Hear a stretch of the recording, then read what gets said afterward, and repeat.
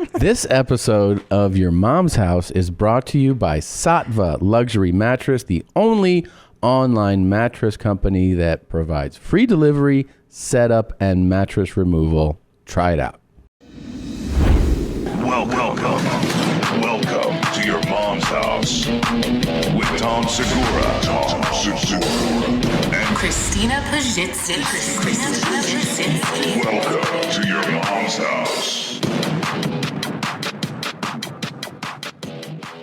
This episode of Your Mom's House is brought to you by Manscaped. They are number one in men's below-the-belt grooming. Manscaped offers precision-engineered tools for manscaping with the right tool for the job. I just did it, and I got to tell you, it feels amazing. It looks amazing. How does it taste? So, look, You're a terrible person. the thing is, you've lived life as a man in this modern era, and you're kind of frustrated at the idea that nobody did this before.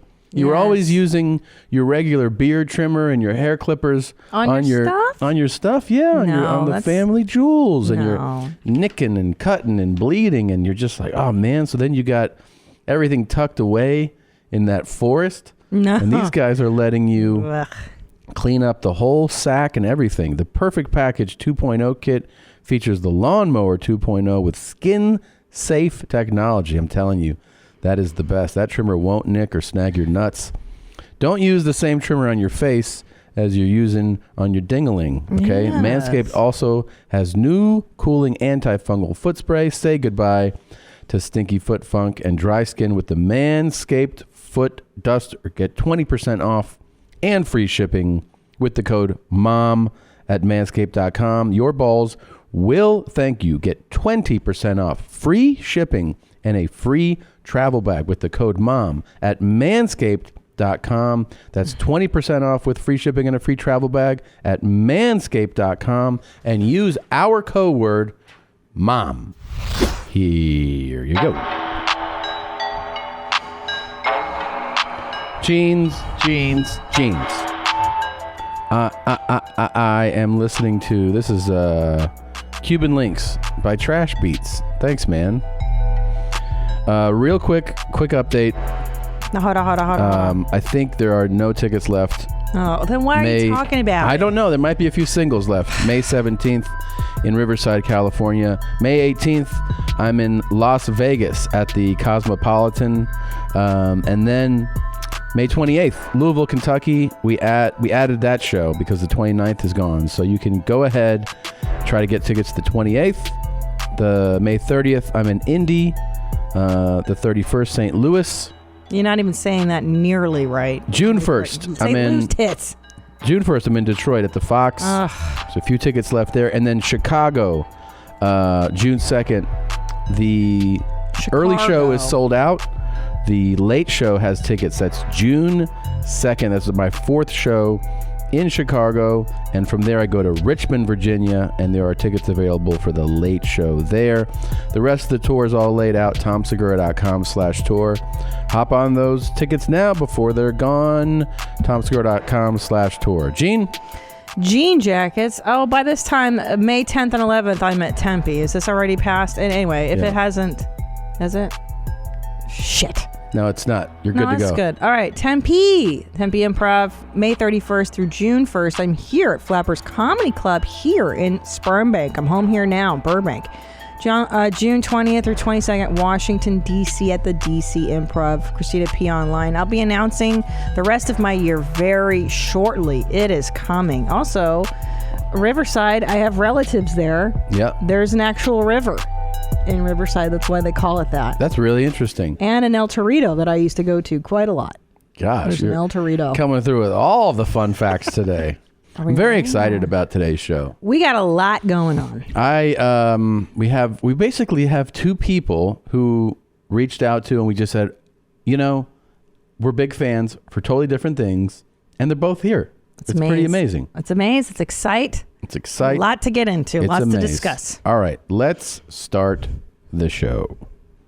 A man who claimed his workmate bullied him by passing wind in his general direction has lost his court case. Engineer David Hinks wanted almost $2 million damages for the flatulence attacks, but his case was today thrown out of the Court of Appeal. Jackie's laughing here. Mr. Hinks says he'll now go to the High Court. This shit is big time! Who is Randy? Don't bring anyone mother into this. Yo, mom in the fucking stand!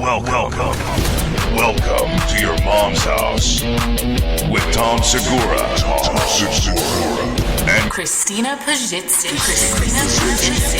welcome to your mom's house.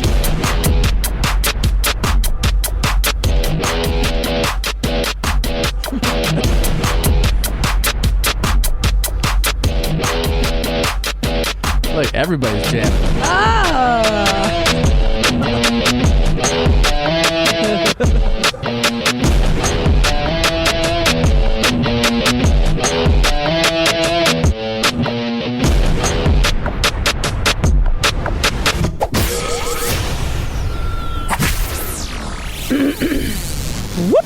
I have a project for you this week.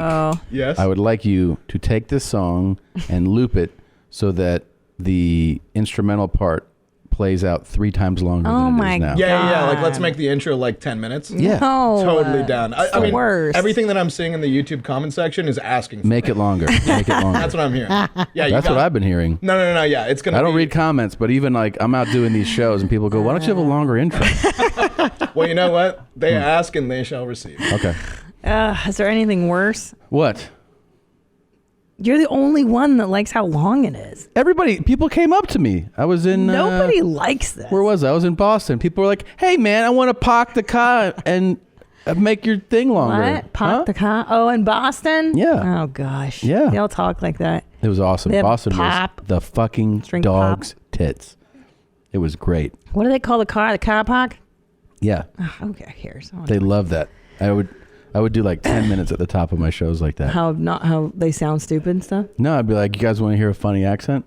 Yeah. And then I'd go, "You want to park the car?" And they would just fall out of their seats. Okay. Yeah.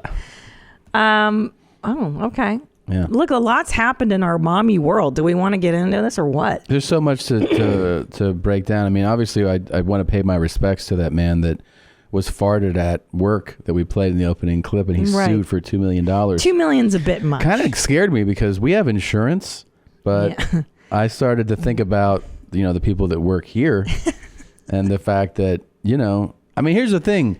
I really feel like, we're usually in a separate room. We don't like to interact or get too close to our staff, but, I mean, are you guys respectful of each other when it comes to your farts and stuff? I mean, I know. I try to be. Like, I always. And he's shaking his head. What? He shook his I head. don't fart in front of you. I always go into a different room. You do? Yeah. What about Potter? Potter? I'm not farting in here. Yeah? He's not? No from Potter. No from Potter. No from Potter. What about 3 dudes What in the about room. Annie? Annie, do you fart? He doesn't fart. I don't ever fart. No, he's cool as fuck. I think he has like a real healthy system. No, yeah, I think once again, No, he doesn't. He had 2 Pop-Tarts before we started the show. I saw him eating 2 sugary Pop-Tarts. I think the red flag. I don't know what you're talking about. I think. What were you eating? It was frosted pink. It was actually 4. He had 2 before you got here. Jesus. Guys, I think the spy that we gotta be wary of is Chris again. Yeah. Oh, yeah? He's in that other room. You think he's reporting to the Better Business? He had that crazy long pube. He did. He did. He had that crazy long. Can I tell you? Can't trust him, right? I listened to that episode again, and I was amazed that it was Chris. Dude. Now looking back, it should have been Josh. I remember, by the way, we wrapped up that episode, and Chris was like, "So can I get that Manscaped thing?" Yeah, I was like, "Yeah, you want it." Yeah, he's out to get it, dude. Yeah. He knows what he I wants. wonder if he trimmed up or not. Ooh, we should do a follow-up with him. Yeah. Yeah. Yeah. You should- Next show he switches, we'll ask him about it. Yeah. I want to know what happened. Ugh, do you really want to know? You Yeah. want to see it? Dude, those His pubes were like gnarly. that long. Yeah. What is it, like actually, 6 inches? if Manscaped gives us more clippers, we could redo the contest, and if everything goes right, Chris should come in last place, right? Of course he should at this point. Otherwise, it's like his own kink. He's like, I love my long pubes. You know, it was especially. You ever let him go disgusting. though for a while, and you're like, shit, this is real. No. Oh, mushy. yeah, it gets rough sometimes. Stop it. You know what was really gross re-listening to that is that Josh Potter goes, I reached down in my taint. And he goes, I pulled out an extra long one from my taint. Like he went deep into his stuff. God. I know. And he's got so much hair. I know. I mean, I think I'm hairy, but then Josh. Ugh. You think Josh Potter's hairier than you? Oh, he is for sure. Really? Oh, for sure. And Nadav's not because you're a ginger. Yeah. And is that considered a PC thing? Can I call you a ginger, or is that considered like the N-word to gingers? Why do you think? Someone got mad at me. No, Pat Keene. Pat Keene hates did. being called a ginger. He's like, it's like the N-word for gingers. I mean, it's all the same letters, but I don't think it's as offensive. I think they don't like it because I think I said they don't like it. Yeah. I said it to Santino. He got defensive too. Yeah. You could tell he took it. Well, did you say it offensively? Like, what's up, you ginger fuck? Yeah. I didn't say it like, hey, good morning, ginger. Ginger is rarely used in a positive light. No, I said it like you're a It's fucking neutral. ginger. You're nobody. You know? I don't know. And he was definitely, he was hurt because his ginger emotions are sensitive. But yeah, I mean, I'm surprised how long Nadav's pubes were, even though he's a ginger and they're very fine. They don't grow as long, I'm assuming, because they're so fine. I would pay. By the way, would Josh be down for like a high-end nude photo shoot? Josh? Yeah? Yeah. I'll pay for it. Are we trying to recreate that image from the last? Oh my from the last God. episode? No, I want to go more. That was great. I want to go You go more artsy? more erotic, more artsy. Yeah. Okay. Are we trying to post this on the YMH Studios Insta? I'm willing to do whatever. I can make a calendar for him. Oh, that would be A great. Josh Potter calendar? Yeah, For Christmas? That would sell out, I think. I think so too. Yeah. And like a lot of coy. no, like- coquettish sort Yeah. of. I don't know. I would love to do Like that. he's got a secret in every month. Yeah. Dude, and then because we're trying. By the way, did he find any more? Did he find any more locate? Like I know he's trying to set up this tour. Oh, other places where he could possibly Yeah. come on his tour? Then make Did he? Josh come to her. Josh? Yes, I have. Okay. Well, we need to get it locked down so we can announce it soon because people are asking me everywhere when you're coming. agree. All right. We'll get that working. All right, Okay. you fucking Greek Make mutt. Josh come. So Can we please get to the matter at hand, though? Yes. I'm so excited. I finally wanted to come. Now, we kind of shoot these episodes a little out of order. And last week, the tried out guy, we interviewed him. It debuted. Try it out. The response from you guys was overwhelming. We had people it's unbelievable. saying that this is tantamount to when Obama went on Mark Maron's podcast and Tantamount, podcasting. 10 times bigger. Yeah. Yeah. This somebody beat me. And people were just beside themselves with joy. Yeah. I was so excited the next day. It was I crazy. couldn't sleep. I was so excited. I feel like that it was, here's the thing, like there was the moment where he answered and we actually spoke to him. Oh my And gosh. then, it was like that, the moments after that, like, did that just happen? And then honestly, we do these teasers every week. We put, highlights of the show up on social media. And, depending on what it is, there's a feedback to it, Yeah. Well, we did a teaser the day before on Instagram and on Twitter. And I don't think we've ever had that type. Like, people were like, what the fuck? And it got like 300,000 views. crazy. Like the little Instagram teaser. And there were thousands of comments underneath it. Like, you're not serious. Same thing on Twitter. And I go, oh, wow. Like the people are really actually engaged with this. And then the feedback when it came out was nuts. And then we actually, just to go back, we actually had him on again last week, a little follow-up. Which is going But- to air. Too. Right, which is you've now You've heard heard it that by too. now. But this is our first time really kind of basking in the glow of Of him. And Yeah. I have to tell you, the day that episode, tried out guy episode dropped, I had the New York Times wrote an article. I was featured. Yeah, I was in the featured in New the York fucking Times. New York Times. This is my second New York Times article. Yeah. Ali Wong, Amy Schumer, myself featured in Yeah. it. That was not as exciting to me as the try it out guy. I know. I'm not even exaggeration. I was all day. I re-listened to the episode. I fucking talked about him to my therapist. That's how it leaked into therapy. Dude, even. I was happy for you. I was so excited. I was happy for you for New York Times. Yeah. But I was also like, but let's be honest, that's not the news of the day. It's not the news of the day. Not in our world. No. Because I think in the mommy community in our world, the try it out guy was everything. Dude, there were thousands of comments. There were people commenting and messaging me that I didn't know listened to the show. You know? No, it's so great. Actors and didn't you say Jimmy O Yang came in here to do Drew? Yeah, he was in here yesterday to do Drew, and that episode will come out in a couple weeks. But Drew was like, "Hey, so do you know who this tried out guy?" He's like, "Robert Paul Champagne, of course." Immediately knew what he was talking about. Started quoting off references. Oh my God. He's a fan. He's a fan. Yeah. I had all kinds of people messaging, and I actually think there's this. People were writing and posting, and this video, Chris O'Neill, is a listener, posted this, and it on best Twitter summarized, I think, the feeling of us and of so many listeners. Captured the moment.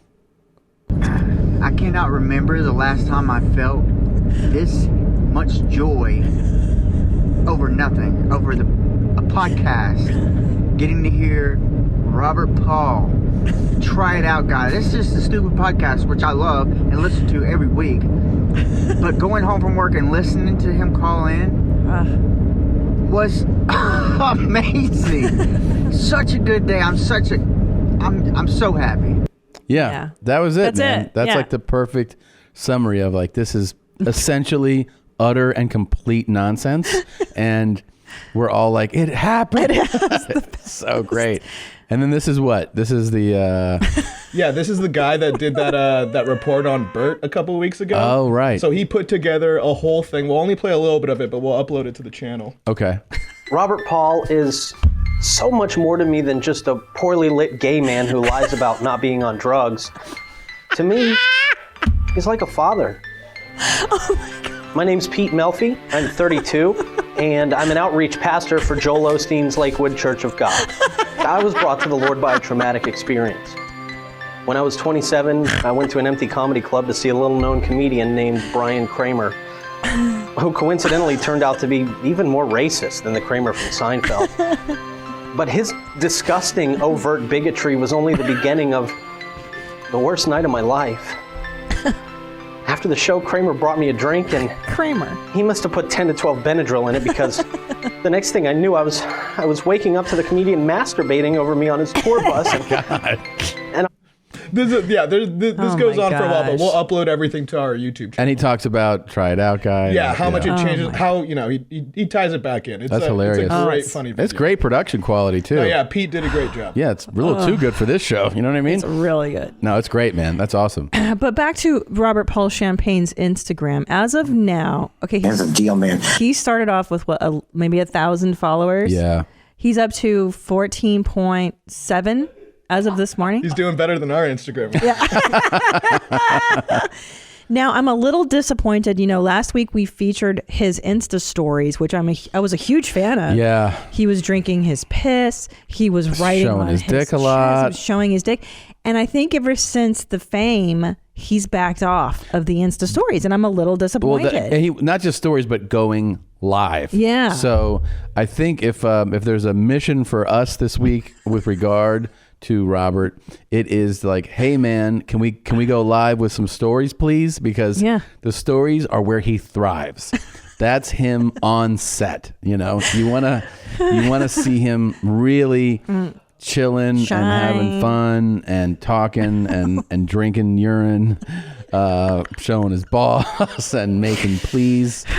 Also, I realize that Robert has no idea how to reply to a comment on Instagram. He just comments, so then it becomes a game, because if you go to his comments, it'll be people saying things and then him commenting in succession. Yeah, maybe, I don't know, we'll see about that, and you have to solve a Sudoku puzzle and be like, oh, this goes here and this goes with that. So maybe we could tell him to hit reply and then comment, but guys, or not. Walk him through the Instagram etiquette. Oh, man, now.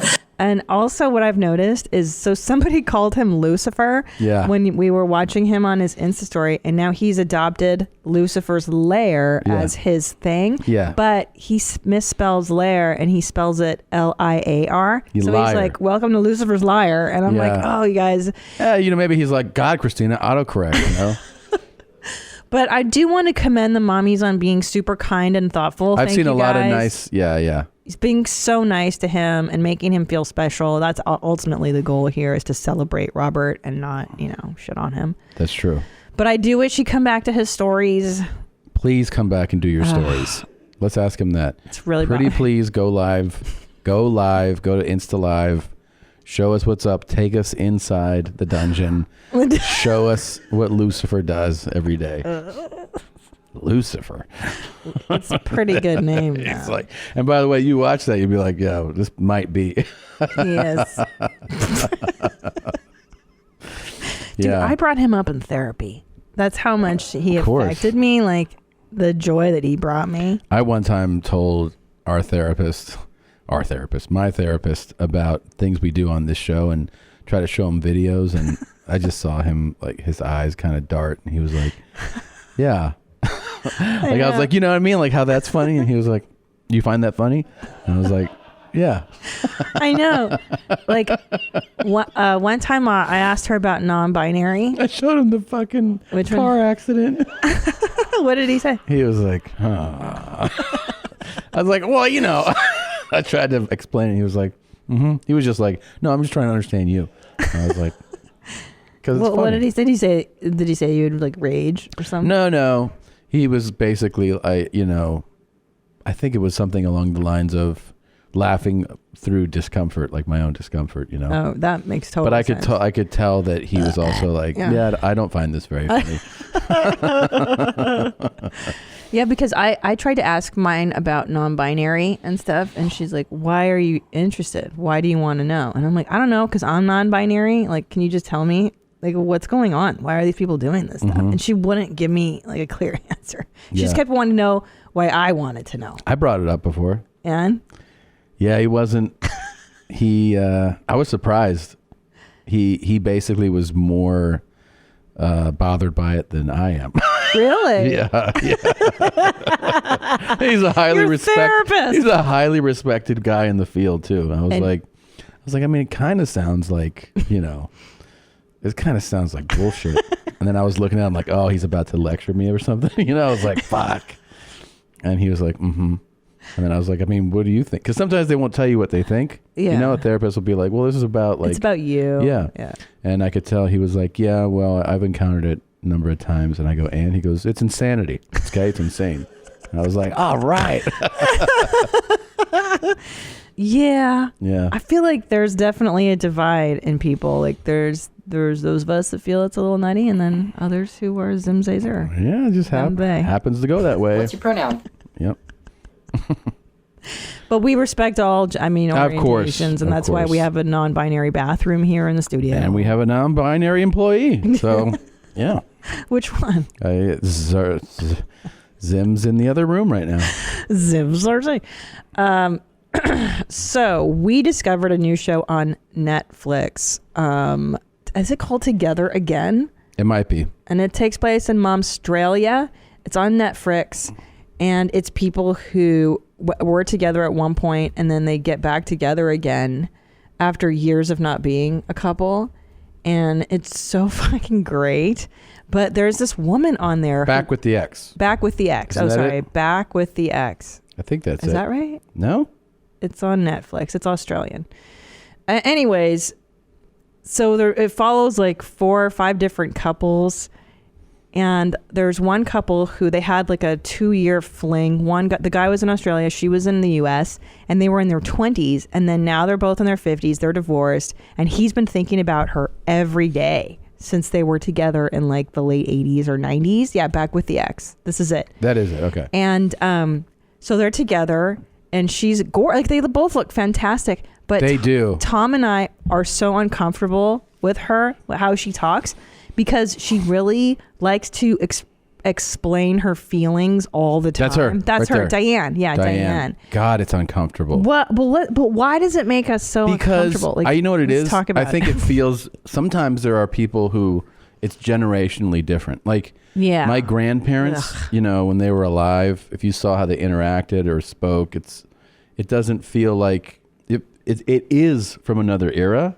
And, so what do you mean? They were more formal? Well, yes, it's a more formal way of interacting, and like they just talk differently, and it was like, and how are you? And like, this is to your spouse. Well, to the grandkids, like, I'm fine today. And that's very nice. It's a very pleasant day. And like, she kind of has that way of being like, I was just taken by all these. And it's fun to get to know him. And I think in today's world where people can be, we're like, and a lot of people are so honest with each other, right? And they drop all the pretense and just like, hey, here's who I am. That reads foreign and inauthentic. And the irony is that it's an Australian show, and she's the American who feels foreign as shit to us because of how she talks. Well, I love the Australians because they're, like you said, they're very informal, and they love to keep it real. Yeah. And they're always like, what's the phrase? They're like, I can't remember, but I like how they speak to each other. They go, it's shrimp on the bobby. Mate. Yeah. Good day. Yeah. And but I like how they keep it level. Yeah. But okay, here's what I don't like is when she would give him updates on how she was feeling like during the date.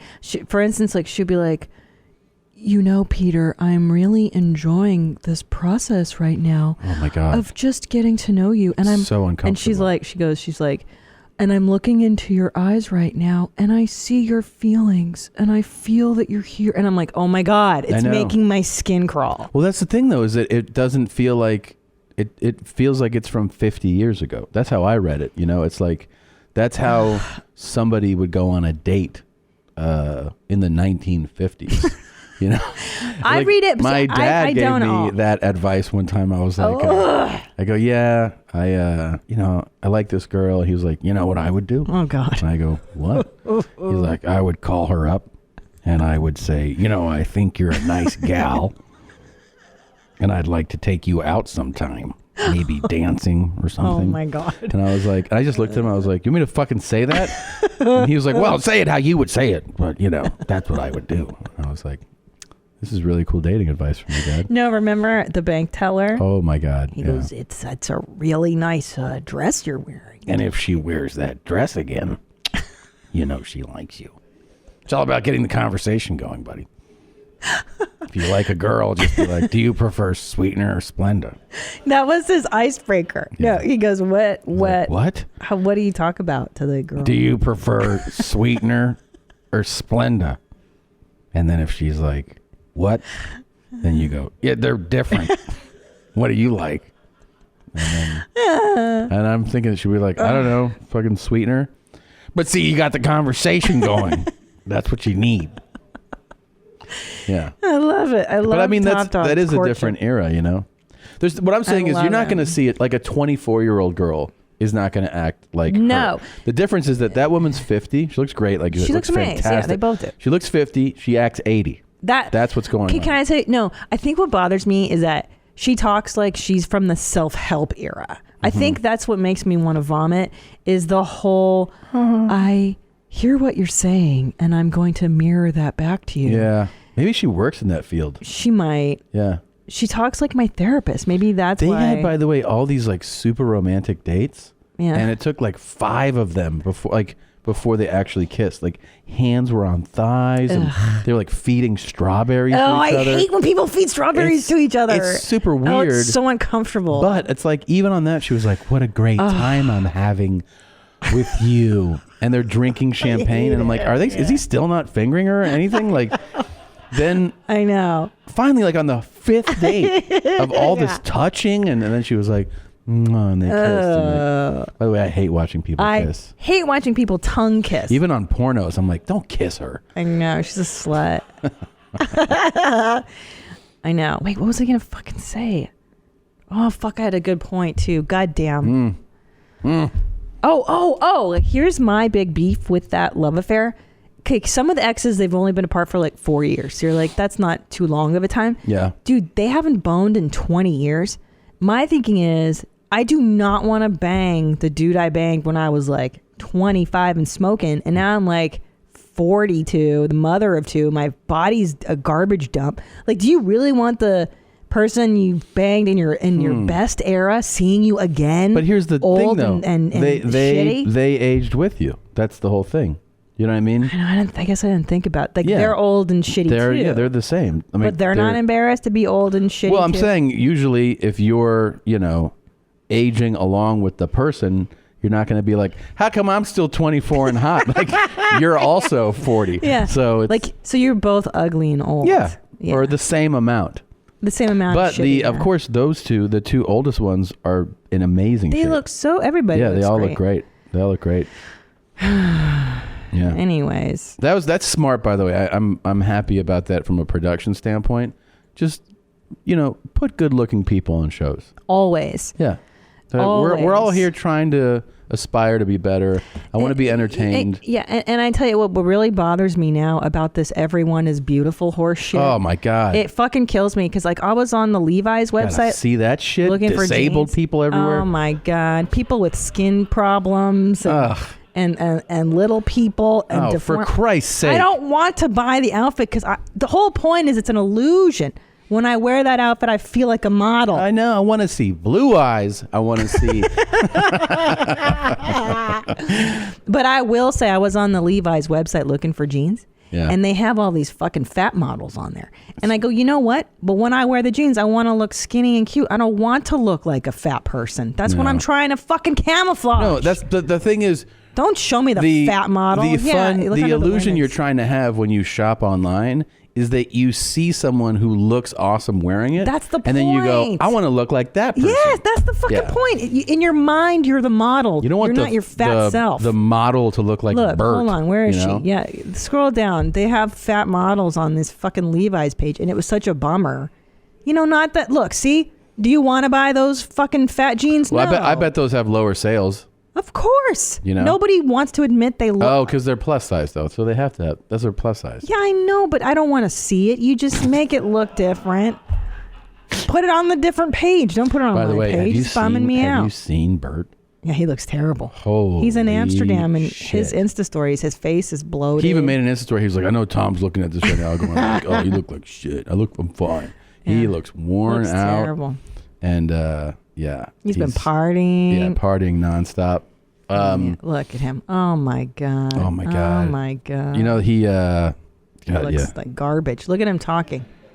Look at his eyes are swollen shut from sodium intake and the alcohol and. No, he's gonna be. By the way, I think this is like this big tour for him. It's gonna end with a kidney transplant.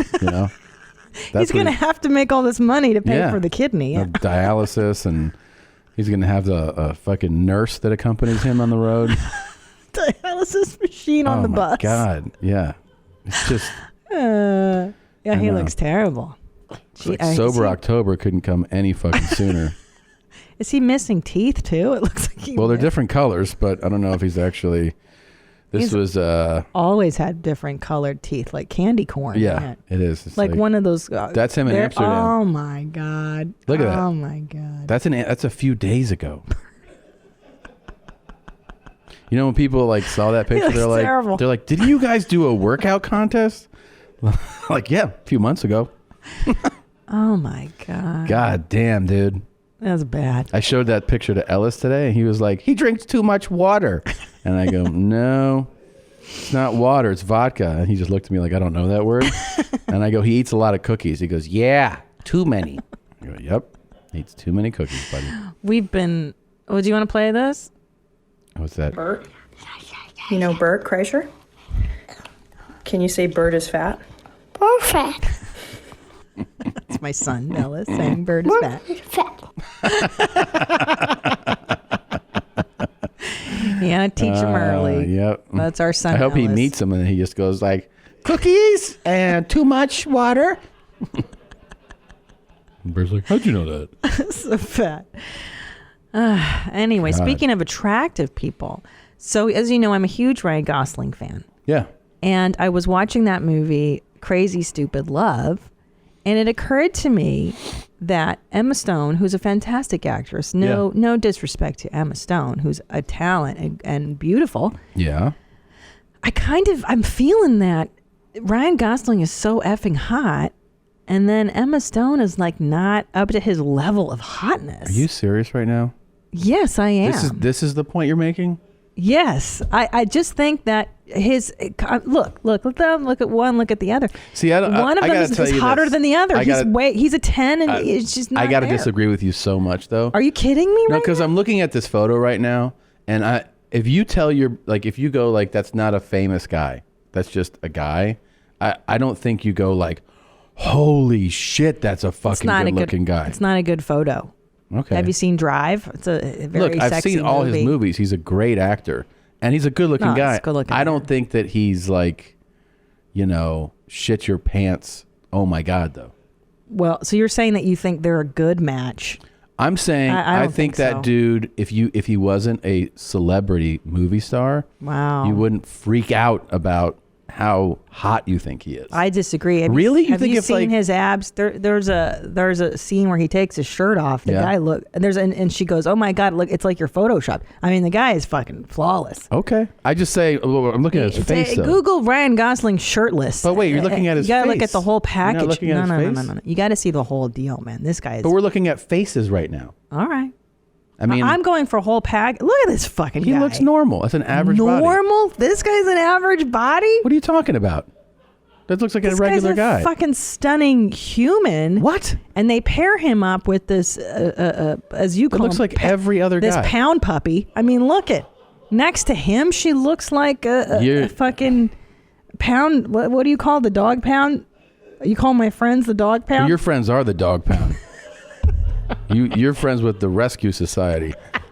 This is not that. I'm sorry. Are you kidding me? If she walked into your friend group, I'd start making you guys fucking breakfast, lunch, and dinner. Be like, come over to the house. But she's a ginger. No disrespect to the ginger. He's not why offended. would you feel disrespected? All she said today is like, no disrespect. These people are gross. I don't like to look at them. This lady I didn't say these. I said Emma. And again, no disrespect. She's beautiful. She is very beautiful. She's very talented. However, next to Ryan Gosling, she's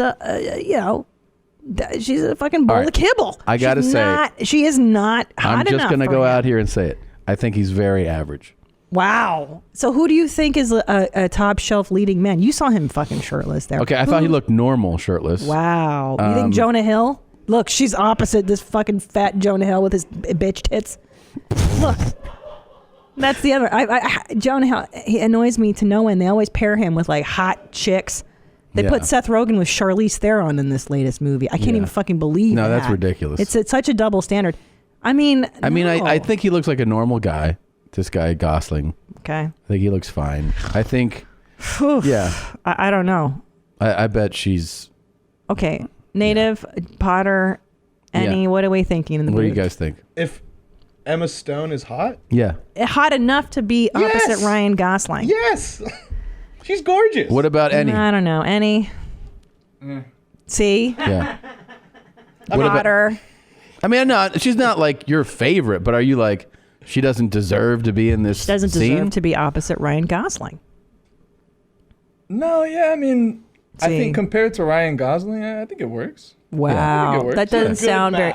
Because he looks like... Dude. Potter's on my side. Potter, chime in here, please. I think she looks like the shrimp from the Muppets.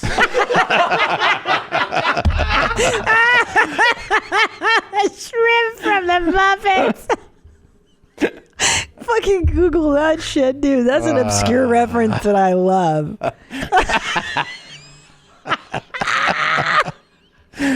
Man. He said the shrimp from the Pepe the King prawn. That's his name. Emma, I think you're beautiful. She's beautiful. Listen, I'm not I would saying go to she's Scrumtown with not. You can. I'm just saying, look at in real life, this Ryan Gosling is hooked up with Ava Mendes. Yeah. Who's now? She's a smoke That's show. the smoke show. I would put it every. She's fucking stunning. That's who bangs Ryan Gosling. They have 2 children together. Can you imagine how hot their kids are going to be? Yeah. That's who's fucking Ryan Gosling. Do you see what I'm saying? She's no Emma Stone. I don't understand. Yeah, see, look at those two. God damn. Now that's a beautiful couple. Yeah, he looks better looking right there in that photo, but I still think he looks like he works at a fucking like Jamba Juice or Unbelievable. You know? He's talented. He's handsome. He's very talented. He can sing. He can dance. He's handsome like for a regular guy. Oh my god. He just looks like a regular guy. Have you seen The Notebook, Tom? No. We got to watch The Notebook, Tom. I don't want to see that shit. It's every guy loves The Notebook. You want to watch The Notebook with your wife? Fuck no. I watch that shit on a loop when you're out of town. Do you? I love it. Yeah. Look, she's gorgeous. Oh, I would pee in her butt. I gotta tell you. Pee in her butt. I would. You're so dumb. She speaks to me. Eva Mendes. Where is she from? She's Mendes. Latin. She's her tribe. She is Latin. Is she Peruvian? Is she something like that? She might be. Your sausage. Look up her nationality. I feel like she. Baby shark. Dun, dun, dun, dun, dun, dun, dun. But she's 40. Cuban American. She's Cubano. Cuban American. She's 45 and he's 38. Fuck. She looks amazed. She does. Yeah. Yeah. That'd be the kind of thing I'd be like, oh, you have Latin parents? Me too. And then she'd be like, okay. You sound like your dad with his pickup line. I know. Do your dad? Well, somebody was just telling me that they're like that they met somebody who was of their. Like somebody, they were like, you know, they're German. Yeah, and they were meeting a well-known German person. Yeah. And they were like, oh, you know, my parents are German too, and we immigrated like you. And he was like, that's cool. That's how, yeah. It's so disappointing.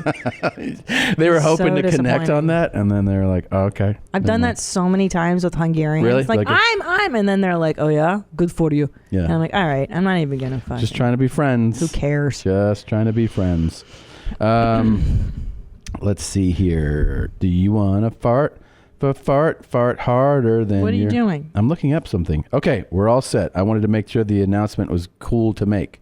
So we have, because Mother's Day is coming. I know. What are you planning for? Well, me? I'm planning big things for you. But I just wanted to say for our fans of the show, we have a super big fat sale.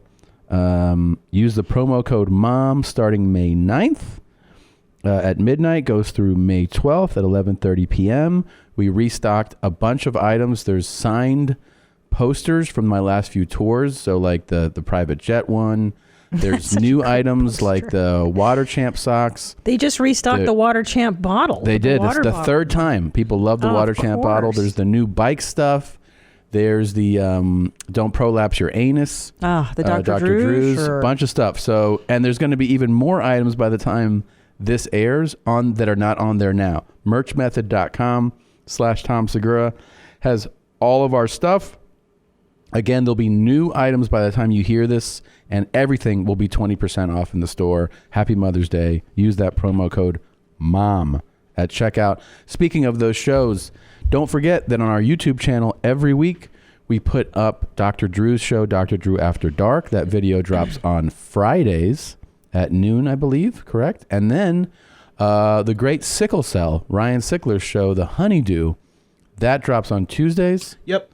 Audio drops Mondays and video Tuesdays at noon. I just did one with him a couple weeks ago. Yeah, that was a great episode. Where I told incredibly embarrassing stories. Many of them, I actually completely turned red, blushed. Really? Yeah, but it was really fun because he's I doing can't it wait with to like hear a good friend. We had a lot of laughs. So check it out, The Honeydew.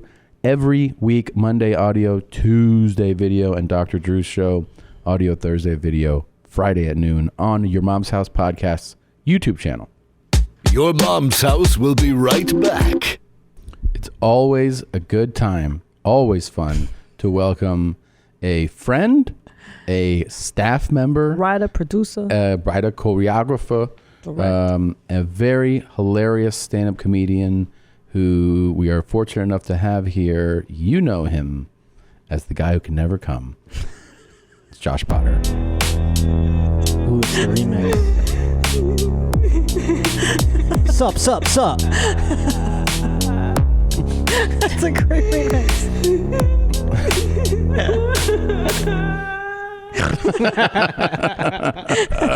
That's fantastic. Yep. How are you? How are you? Miss you, I'm buddy. great. Miss me? I'm right over there. I know, but we don't get to see on the couch. I know. I missed the couch too. And I thought today, because we're going to talk to Sera Gamble from You in a little bit, which I love, by the way. Psych. So great. So great. And I watched it, of course, and I had different feelings about it as it progressed. You know, because in the beginning, he does things that everybody does when they meet a girl. So this is the type of guy you're getting. Yeah. Yeah. I mean, you guys, what was it like in olden times to date? Did you have to like send a raven to tell a girl like, dearest Christina? We should have, by the way, it just hit me now. We should have called Julia and be like, have you watched You? That could have been your life. It was like a less intelligent You. It is Julia. Yeah, it was. Yeah, because he was just like, I'm just going to go right on the phone and do it. No, Joe is So no embarrassing. Joe. Yeah, he had no tact at all, no game plan. This is the kind of guy you're getting. Crown molding. No, you're right. You know, you had to call me. Yeah, I had you to- actually had to call and voice call. Dude, and talk. Did you have to talk to her dad? No, I didn't talk to her dad, but I do Recording. remember. I do remember going over there after we were dating for a while. But yeah, there was just different things. I mean, we just missed the window on. I mean, online dating had started, but it wasn't like now where Only it's freaks apps. were doing Yeah. it. Only freaks. Yeah, it was real Yeah. fucking sad. You had to losers. be. Yeah. It was like for people that like to be pissed on and beat on. Or Yeah, or weirdos. just like people who have zero capacity to say hi to someone. You know what I mean? People who are like, I write code during the day. Yeah. They could fucking. Well, that's interesting that you think that, because do you look at it now that everybody's doing it, that it's taking away that ability to probably Yes. It's like how nobody can navigate, how to walk 3 blocks. Yeah, They're just like, true. how do I gotta put the address in? Like, no, you could go there, make a left, and they're like, whoa. Right. Gotta, Because I was watching Joe, and I was like seeing, when you meet a girl that you're like, oh my God, look at her. You definitely, I mean, at least I do. I don't know, maybe I'm going to out myself as a terrible person here, but I definitely would be like, and then go on the computer and do some recon investigations, and see what they're all Of course, about. I would. If I had Google whatever back in the day, I would have looked at all your weird stuff on Twitter, all the things that make you laugh, and been like, this guy's red flag city. And then I would not have dated you. we probably wouldn't have, right? No way. Interesting. So if you'd have seen What Makes Me Laugh, you'd have been like, Oh my God, this guy's a degenerate. Yeah. Yeah, but you're not like out there on social media the way some people are. That's true. That you go, ugh, I don't know if I could tolerate this person. What's the red flag to you for dating? Like when, like if I want to keep it going? No, I'm saying like if you were like, oh, this is like, I'm interested in this girl, and then you go there and you're like, I don't know if I could handle this. Like, what is it? Oh man, it's the speaking to their phone constantly in the stories where you look and it's like like that. You know what I'm saying? like Where they're like, multiple, so today they're just in their car with their seatbelt on, like, so today I'm going to the store, and like the store is so freaking lame, right? And like that kind of shit. Yeah. It's like, I don't know if I could tolerate this person. Yeah, because you're gonna have to like sit next to her, and she's like, "What? I'm just doing a story." Yeah. And you're like, "All right." Anytime I've tried to do one, and I know we're in like comedy and stuff, and we have to do them once in a while, and I'll do one, and I'm like, where do I do it? I know. I'm like, there's people over there. I can't do it here because they're gonna see me. I'm gonna look like a psycho. Like, I don't understand that at all. But in You, I thought it was interesting how he did all that recon. And I go, yeah, that's what everyone does. And then he kind of, escalated it, obviously. A little bit. Just a smidge, But I thought I would bring up some real life cyber stalking cases that don't necessarily have the happy ending that you had. Yeah. The romance part? Give it to me, man. Yeah, the part where he like gets away with all of it. Yeah, I love these that ones. part. They're I kind of love it. like sad. So I thought the first one, Josh. the stalker like goes to jail. Where's the and girl? stuff.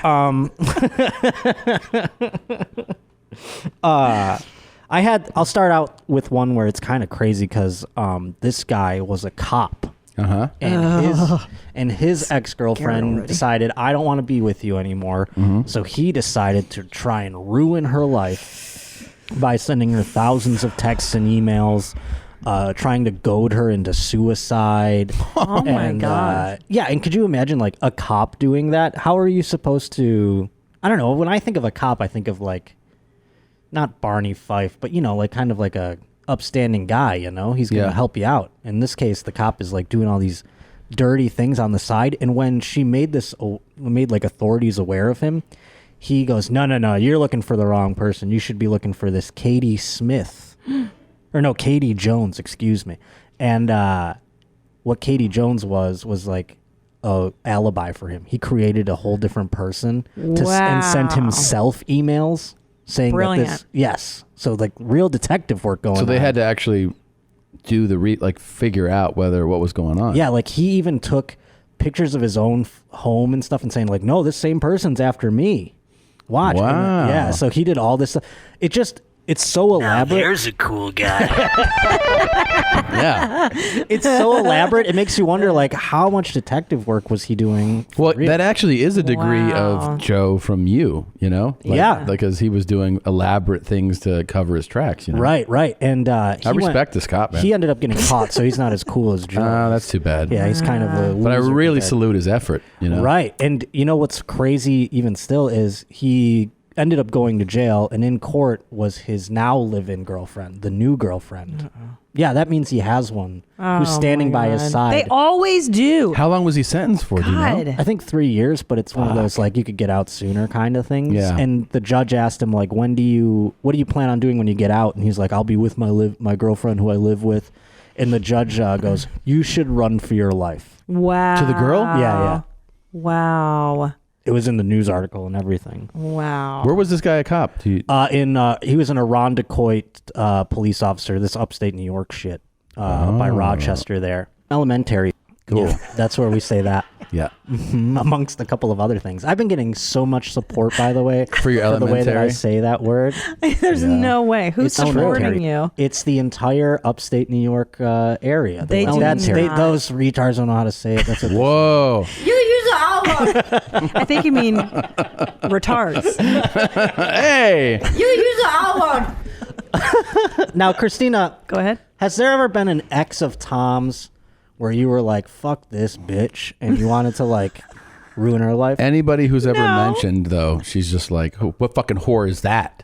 Always. Yeah. Well, there's one ex, I won't say who it is, that I do bring up as a joke constantly and be like, this could have been your life had you stayed with. Blah, Oh, so you go to her social media and say like, oh, look what horseshit you could have been involved in.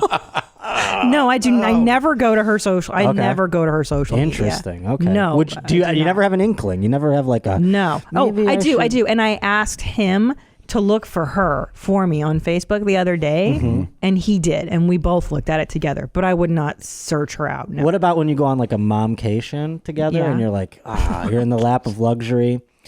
Do you ever just want to like tag that bitch and be like, see, what's up?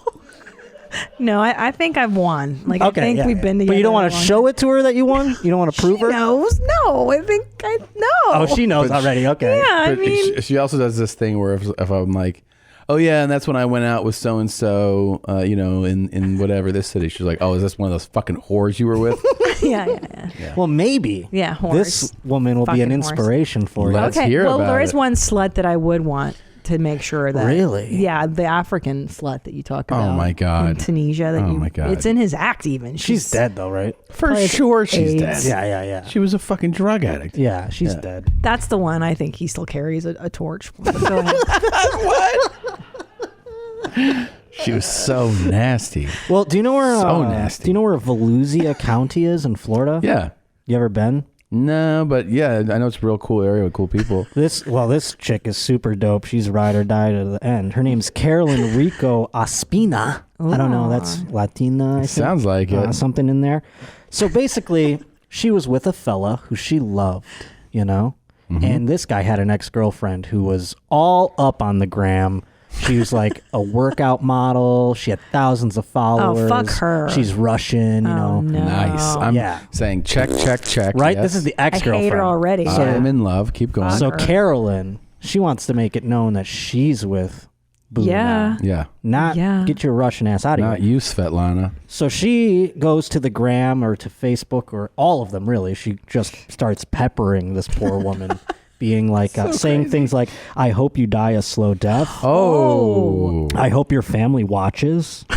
I hope your mother watches when we burn both of you together. Oh my stars. Or should I show up to your grandfather's in Tampa? Fuck. In Tampa.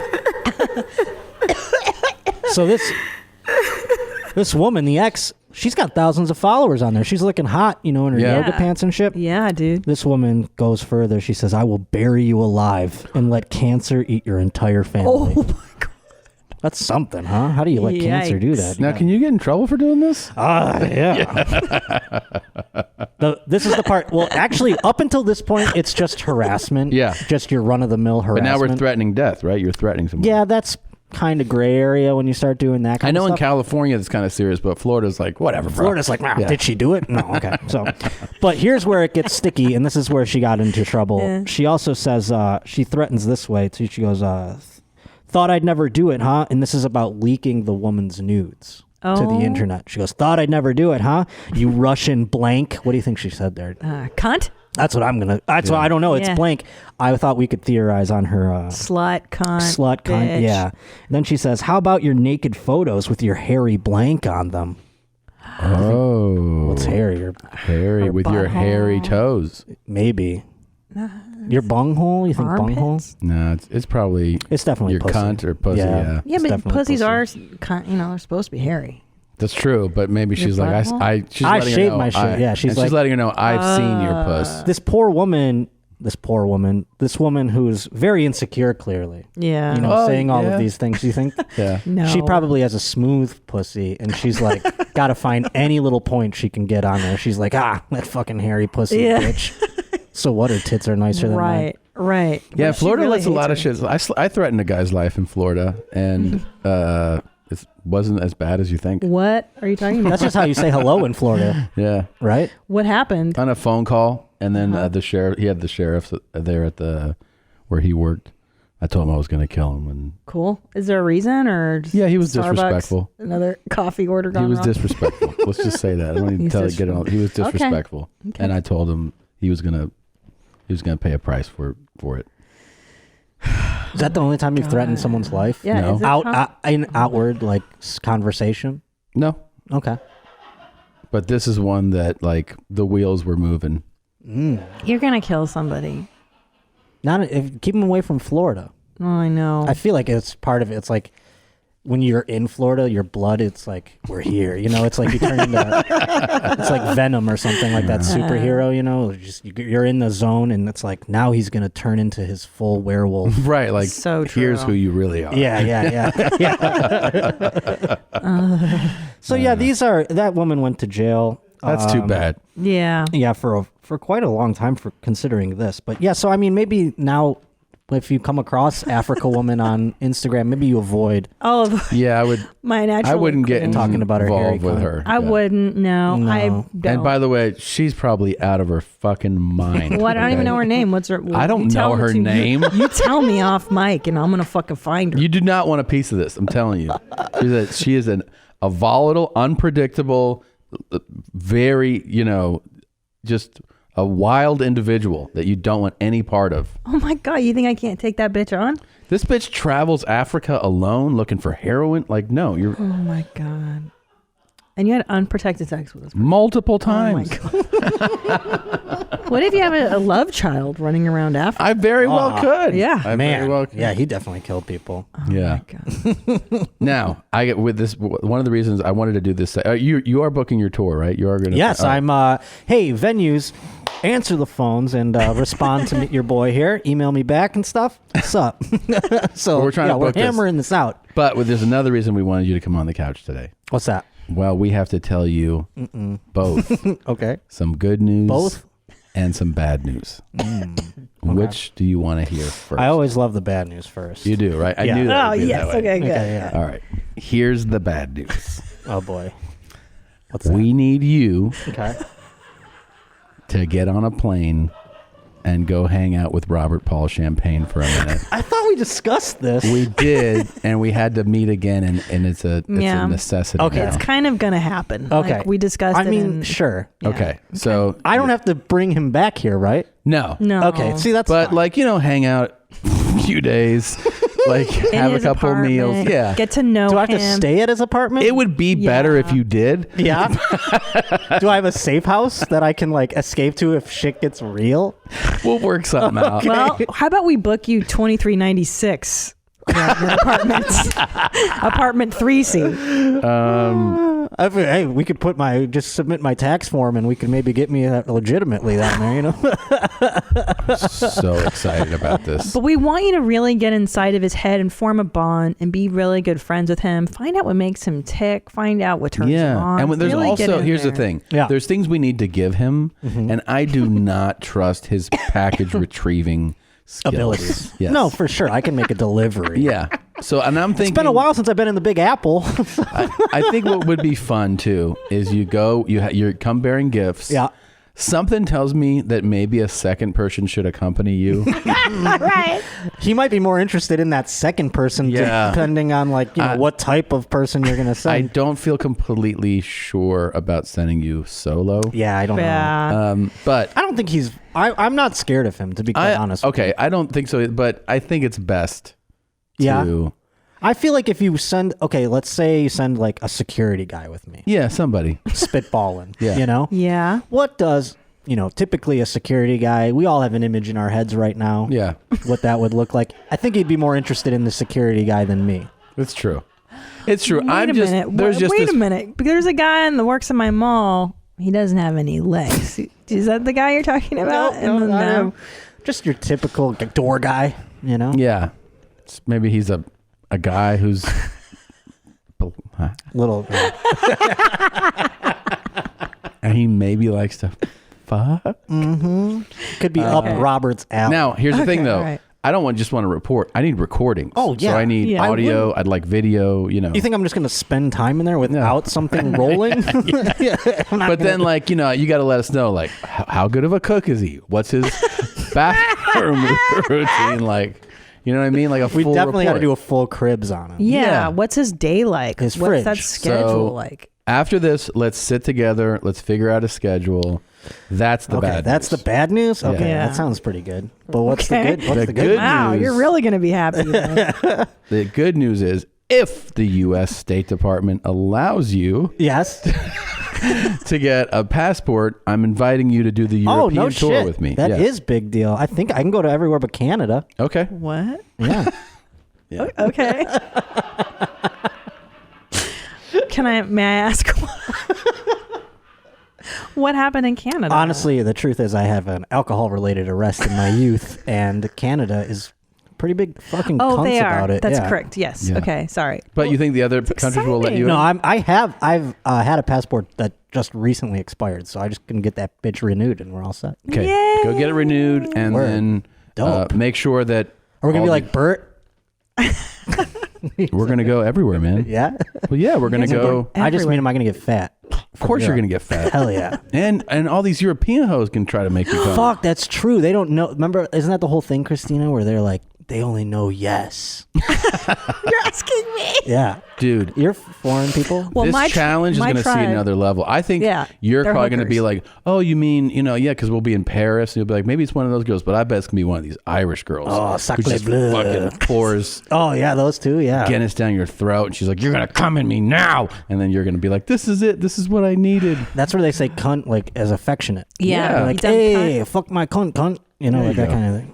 Yeah. You're going to get international PUSSY. Oh, my Yeah. goodness. I want full Yeah. reports every morning. Over What if I breakfast. can only come in Europe? That would be great. That's where you need to move. Have you been overseas? I have, yes. I ran away to Europe for a moment. You did? did? Yeah, it was fun. Where'd you go? I went to Amsterdam. I went to Spain. I went to France. All over the place. I just ran around. Morocco. That's not Jesus. in Europe, technically. How long ago was that? That was in 2008. Was that before your arrest or after? Way after. Way after. Okay, so you were able to. Oh, no, actually, it was before. Oh, so that's But, why I need you to verify you can definitely do this. But I've been to London and I've been to Amsterdam since then. Since then? Yeah. Okay. How exciting. You two are going to have such a great time together. We'll have a lot of fun. And I'm excited for you to make Josh internationally come. Yeah. Oh, me my too. God. It's this is going to be crazy. Oh, my All gosh. right. So, it's Yeah. in October. Congratulations. We'll have fun. Yeah. October, late October, early November. Dope. I'm so happy for you. So when do I go talk to Robert Champagne? Way before then. Okay. What if, We'll meet after God, this. I hope I don't die. We'll meet before this. We'll meet after this, and we'll figure out a schedule. Okay, cool. But Robert, there's going to be a guy coming over, and I hope you're excited. 2395. Wagner Houses, apartment 2C, 124 on First Avenue, East Harlem. do the cross streets. You didn't do. I did 124 on First Avenue, East Harlem. First Avenue. 718-930-9723. Don't tidy up, Robert. I want to see it all. Oh, I think you're really going to piss him off with that one. Okay. YMH will be right back. I am so excited because this rarely happens. I'm excited too. Yeah, you nerd out on something and you reach out to somebody who is responsible for your enthusiasm and entertainment, and we were able to make it happen. So sitting with us now, executive producer, writer of the hit series You is Sera Gamble. Thank you so much for coming. Gamble. Sera. Nice to meet you both. Thank you so much for coming. Thank you for having me. Thank you for inviting me. I want to tell people right away God. that if they haven't watched season 1, look, there's going to be there's a spoiler alert. Yeah. You press pause, go watch it, come back because It's only 10 episodes. Yeah, it's but I mean, and you can rip through it like I did. You can. That's your Sunday. But everybody has been ripping through it. Yeah. And my husband, who's very finicky about what he likes, was emphatic that I watch it. And of course I was on the road in a hotel room and just like, what's happening next? It was so, everybody's like that with this show. Let's start. That makes me really let's happy to start hear. here Oh, because thank there's you. so much It's to the talk best. about. It's such a great series. There's different stories about how it came about. Can you give us tell us the origin of how this actually started? It started with a book. A woman named Caroline Kepner. If you met her, she's the sweetest woman. She seems like light and filled with joy. And she wrote this book that's inside this guy's head. From page 1, it's entirely inside his head. Beck walks in on the first page and he's like, this is why you're wearing those bracelets. This is why you're wearing that loose sweater. Let me Sherlock Holmes the shit out of you. And Greg Berlanti, who is sort of a mega super producer. I've known him for a few years and he sent it to me. And he said, I just read this book. I'm not going to say too much. I'm really addicted to it. I'm sending it to my friends. They're binging it like a TV show. When you read it, maybe you'll get it. Call me if you get it. You'll also, if you get it, you'll get why I can't write it myself. And the short form of that is like, you kind of need a girl in the mix. You know? He was like, I'm not going to write a show by myself about stalking a woman. I think I need to write that with a woman, which I respect a lot. Sure. So within 30 or 40 pages, I was like, I totally get it. I called him. I was really excited. It felt like a really special book. So I'll tell you a little story about how we went to sell it. Cause you know, when you're selling a TV show, you go around and you pitch to executives at the different networks. What we did with the help of our assistants was lightly stalk one person in each room. What? Wow, brilliant. Nothing you can't find on whatever social media or interviews or websites are out there. So you knew, like, we're going to pitch to this team of these 4 executives. Like, we're going to HBO. Let's pick, like, maybe the second in command at HBO who might be in there, whatever that is, all over the place. So I was like, this is either going to work or I'm never going to work again. Right. Or that person's not going to be in the meeting that day. And then that didn't happen though. We get a list of who's going to be there. Okay, good. This was, I credit and blame Greg for this brilliant idea. But the point we were trying to make is that you don't really have to be Mr. Robot to stalk someone and get a lot of really specific information about where they get their hair done, where their kids go to soccer. What was your choice for like bringing this out in the, like, how did you do it in the pitch? What'd you do? Greg is a really nice guy, very warm. He's pitching to you maybe his show, but you feel like you're just having a conversation with him. He's delightful. And he'd be like, and the thing about Joe is that he's just like me or you. He doesn't have any special skills, and just the same way that and then he'd like just pick up a piece of paper and he'd be like, know that you go to the Dry Bar in Encino at Sunday at 10 a.m. usually for your blowout, and that your kids go to this summer camp, and that they, went to the Taylor Swift concert last season, and the tickets were VIP, and like everyone's eyes just got huge, but it proved the point that privacy is dead. You don't actually even really need to be active yourself on social media. Humans who are active on social media, and if somebody really wants to, they can do a lot. And luckily I think that most people are less unhinged than Joe, but that was one thing we went around, we sold it. That's what we did. So okay, brilliant. So amazing pitch idea. You get the show is initially, as far as I understand, produced by Lifetime. Is that right? We sold it to Showtime. To Showtime. The lovely folks at Showtime. We wrote a few drafts. We spent probably a year in development at Showtime, and we just had a difference of opinion about the direction of the show, and they were very friendly about it, and we sort of parted friends. And then with that finished script, Lifetime picked it up straight to series. Now, is that did Showtime have the rights to it because they developed it with you, or how does that work? It works a little differently every time. I mean, I think a common way that these things work is that you work with a studio, and then the studio, essentially the studio is selling or renting it to the network. Okay. And the network is kind of the buyer. So you have your studio, and they try to get the best terms that they can to protect the project in the event that you have to take it somewhere else. Especially in this day and age, a lot of things are enjoying second and third and fourth lives. Right. Because I think probably in the time that this podcast will happen, some new version of Hulu will be born. Right. Yeah. Yes. We'll hear about Right. it in the trades next week. So it behooves the studio to protect itself when it can. Right. And in this case, and I mean, it's kind of above my pay grade exactly how they make that work. I'm not really in the legal. I mean, I read contracts when they send them to me. But Right.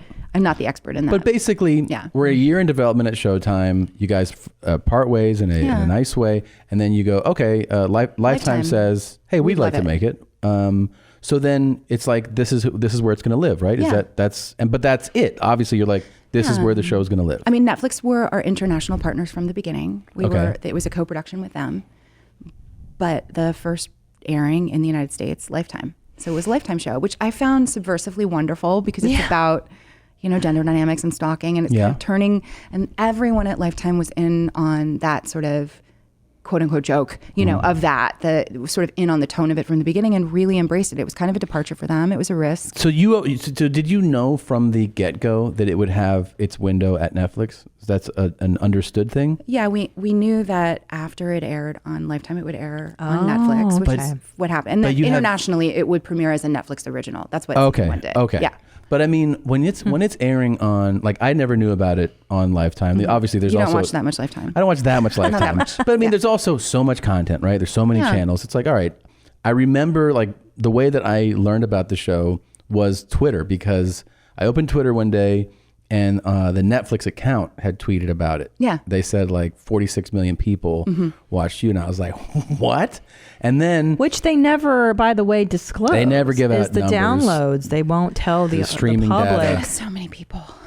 I know. There's so many people. Wait, so that has to hit you. You have no idea that that's coming, right? No. The day before, maybe the day before, they had shared internally what that number would be. And so again, Greg Berlanti came by the office, and he was basically like, here, just stand right there because I want to see your face when I tell you anything. Because I've been working on shows that I think could probably be called cult hits, maybe. Yeah, Even Supernatural, which is a show I worked on for many years and is still on the air, and it's a 15-year run. 15 years. There's plenty of people who are like, I don't know where that is. I don't know what that is. That sounds like a witch thing or something. It's not their thing. This is much more of a mainstream. When I went on social media, I saw all these memes with Penn Badgley's face in them. And I was like, this is an actual moment. Yeah. That, it goes a little bit beyond the line at Comic-Con.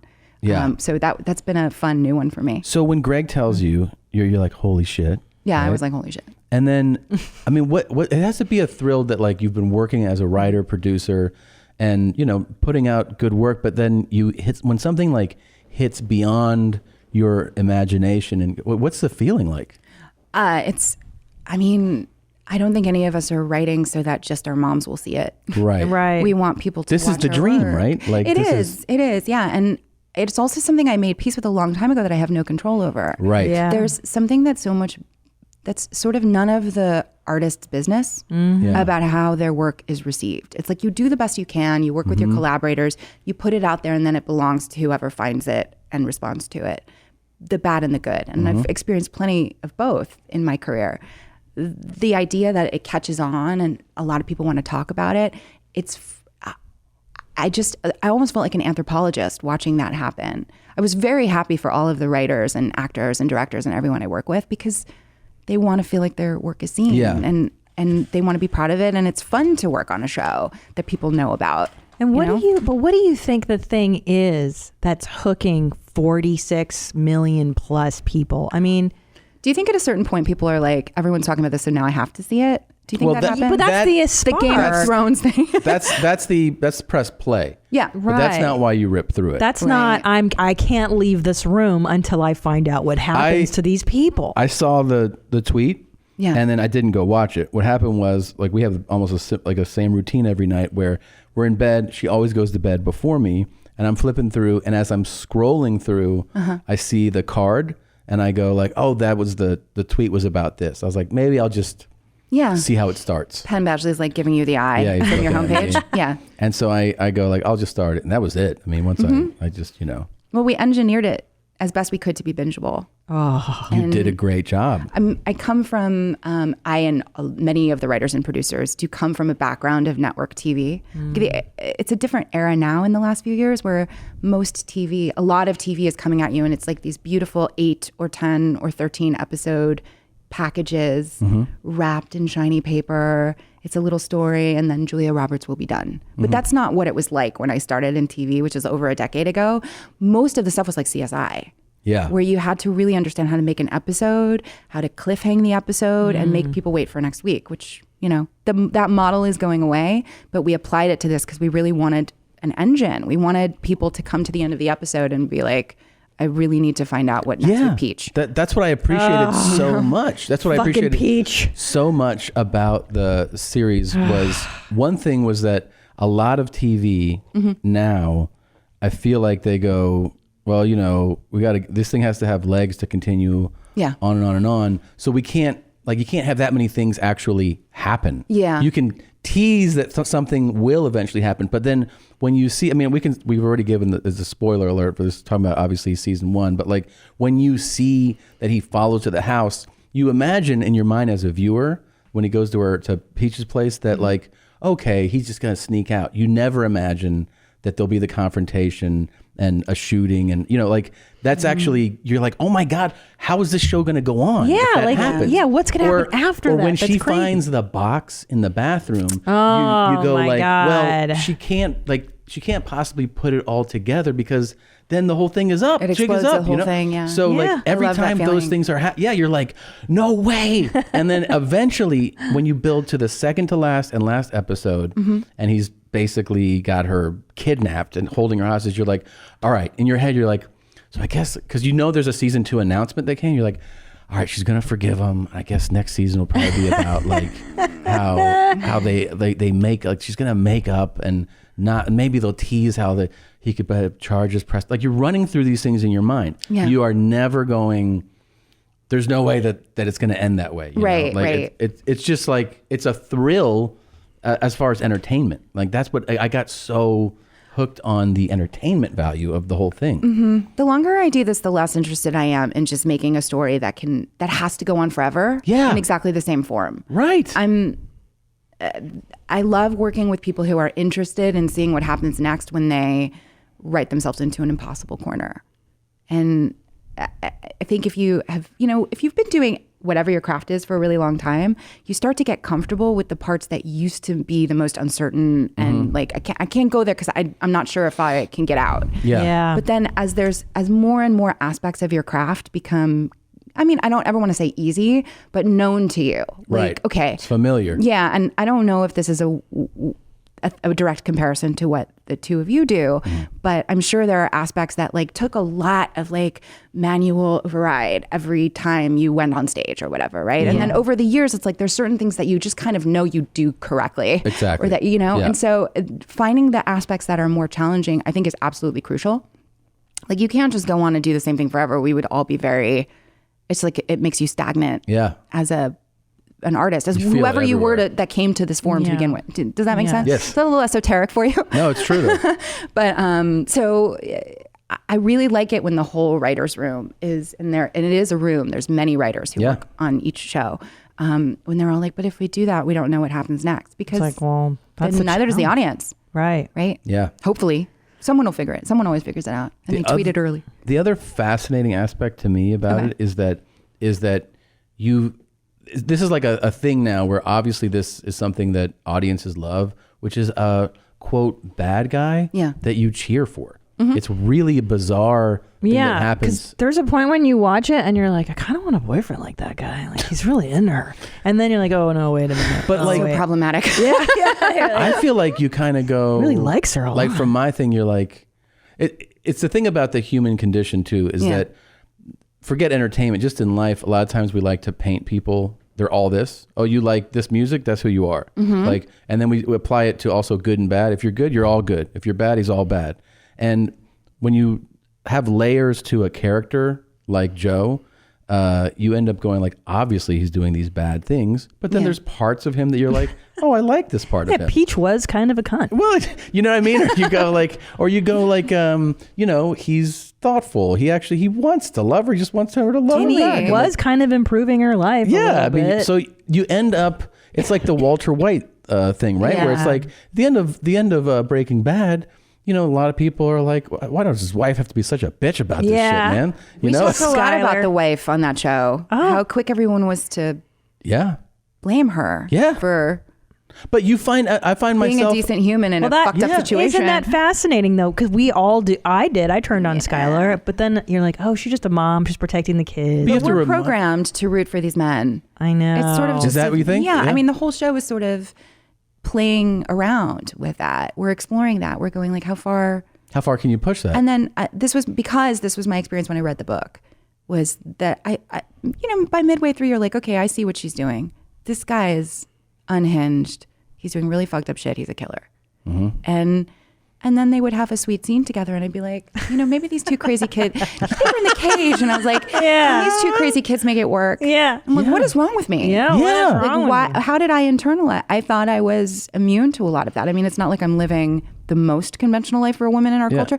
And I thought for sure I was immune, but I realized I love the great romance, and built into that is an expectation that the guy, to be really reductive about it, won't take no for an answer. Yeah. That he has to struggle against things and win the golden fleece, but really what that translate, romantic comedy behavior is criminal. Oh, it's terrible. In real life. If you, the pilot, right. What's every romantic comedy? I hate you. You're the worst guy ever. And he is like a And then turd. he chases her through an airport. Yeah. She's like, wait a minute, I think I love you. Mwah. I'll change him or whatever. There's also that mythology. The entire thing, it hinges on lies. Or that you just failed to mention to me that you're the richest man in Asia.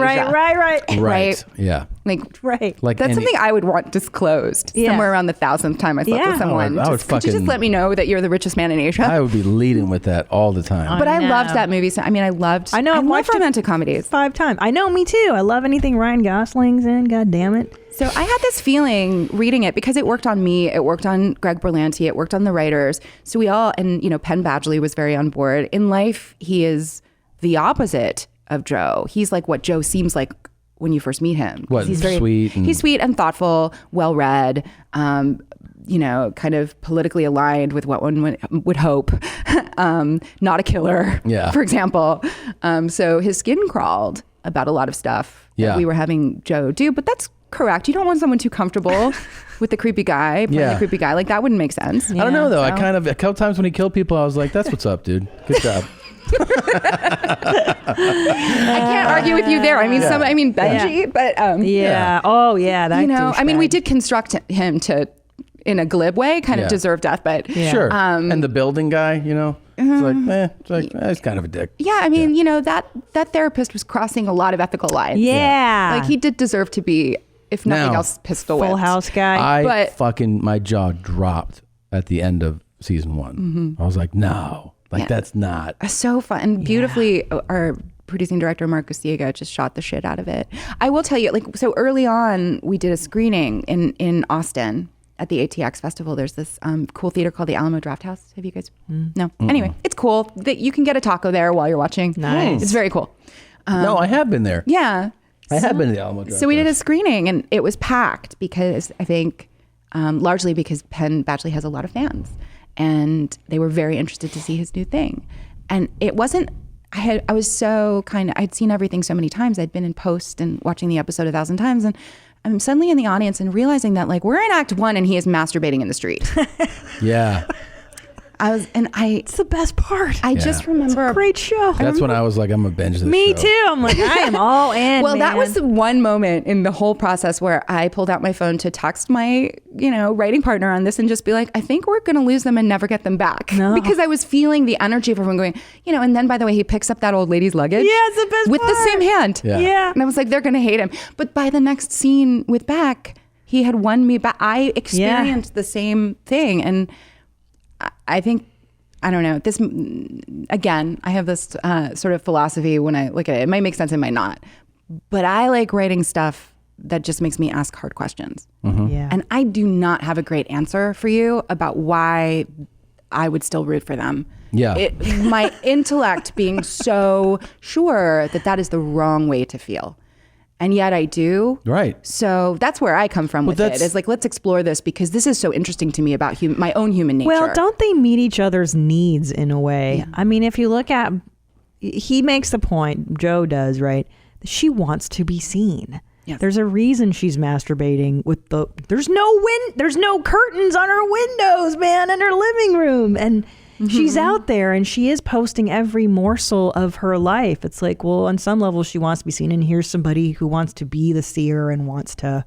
But here's my question about that. Horrible. It's terrible. Like, how is a young woman like her supposed to move forward in the field she's interested in if she doesn't post all that stuff? Do you know what I mean? Well, like, it's a bit of a trap. But like, it's a bit of an impossible. Well, she could put situation. curtains on the damn. Well, yeah, the curtains. She definitely should have died. Sorry, eye roll. I mean, he's got a jar of human teeth, but yeah, the curtains.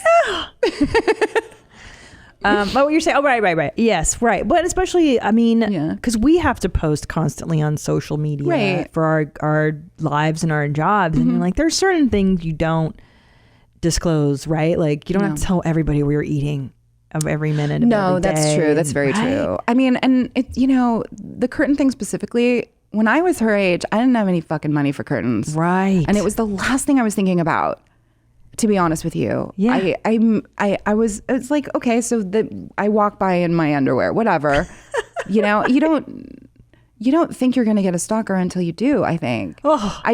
I mean, maybe it's not the smartest thing she does all season, but I related to it. Right. No, because you're at that age and you're not broke. thinking. Yeah. That's pretty great. If I had $50, I probably wouldn't have gone to Cost Plus World Market for curtains with it. I probably would have done, there was others, I might have seen a dentist. No, or you're something, right. I think I would put sheets. Like I think I did tack up sheets, maybe. Tinfoil. At that something. Yeah. I would do garbage bags just because like I have to sleep in a blackout room. I was just like, if I were her, if I had 3 jobs, if I was never home, if I, whatever. She's like, whatever. It's a quiet street. Feels like no one ever goes by except for that one stalker guy who's pretending to be your boyfriend. Oh, and he's so cute too. It's so horrible. He's a sweetheart. Who's that? Penn? Yeah. Joe. I'm really talking about Joe. What a sweetheart. Yeah. So I messaged you that I did a movie. I worked a couple weeks on it, and I got to work with Elizabeth. We worked together on the movie.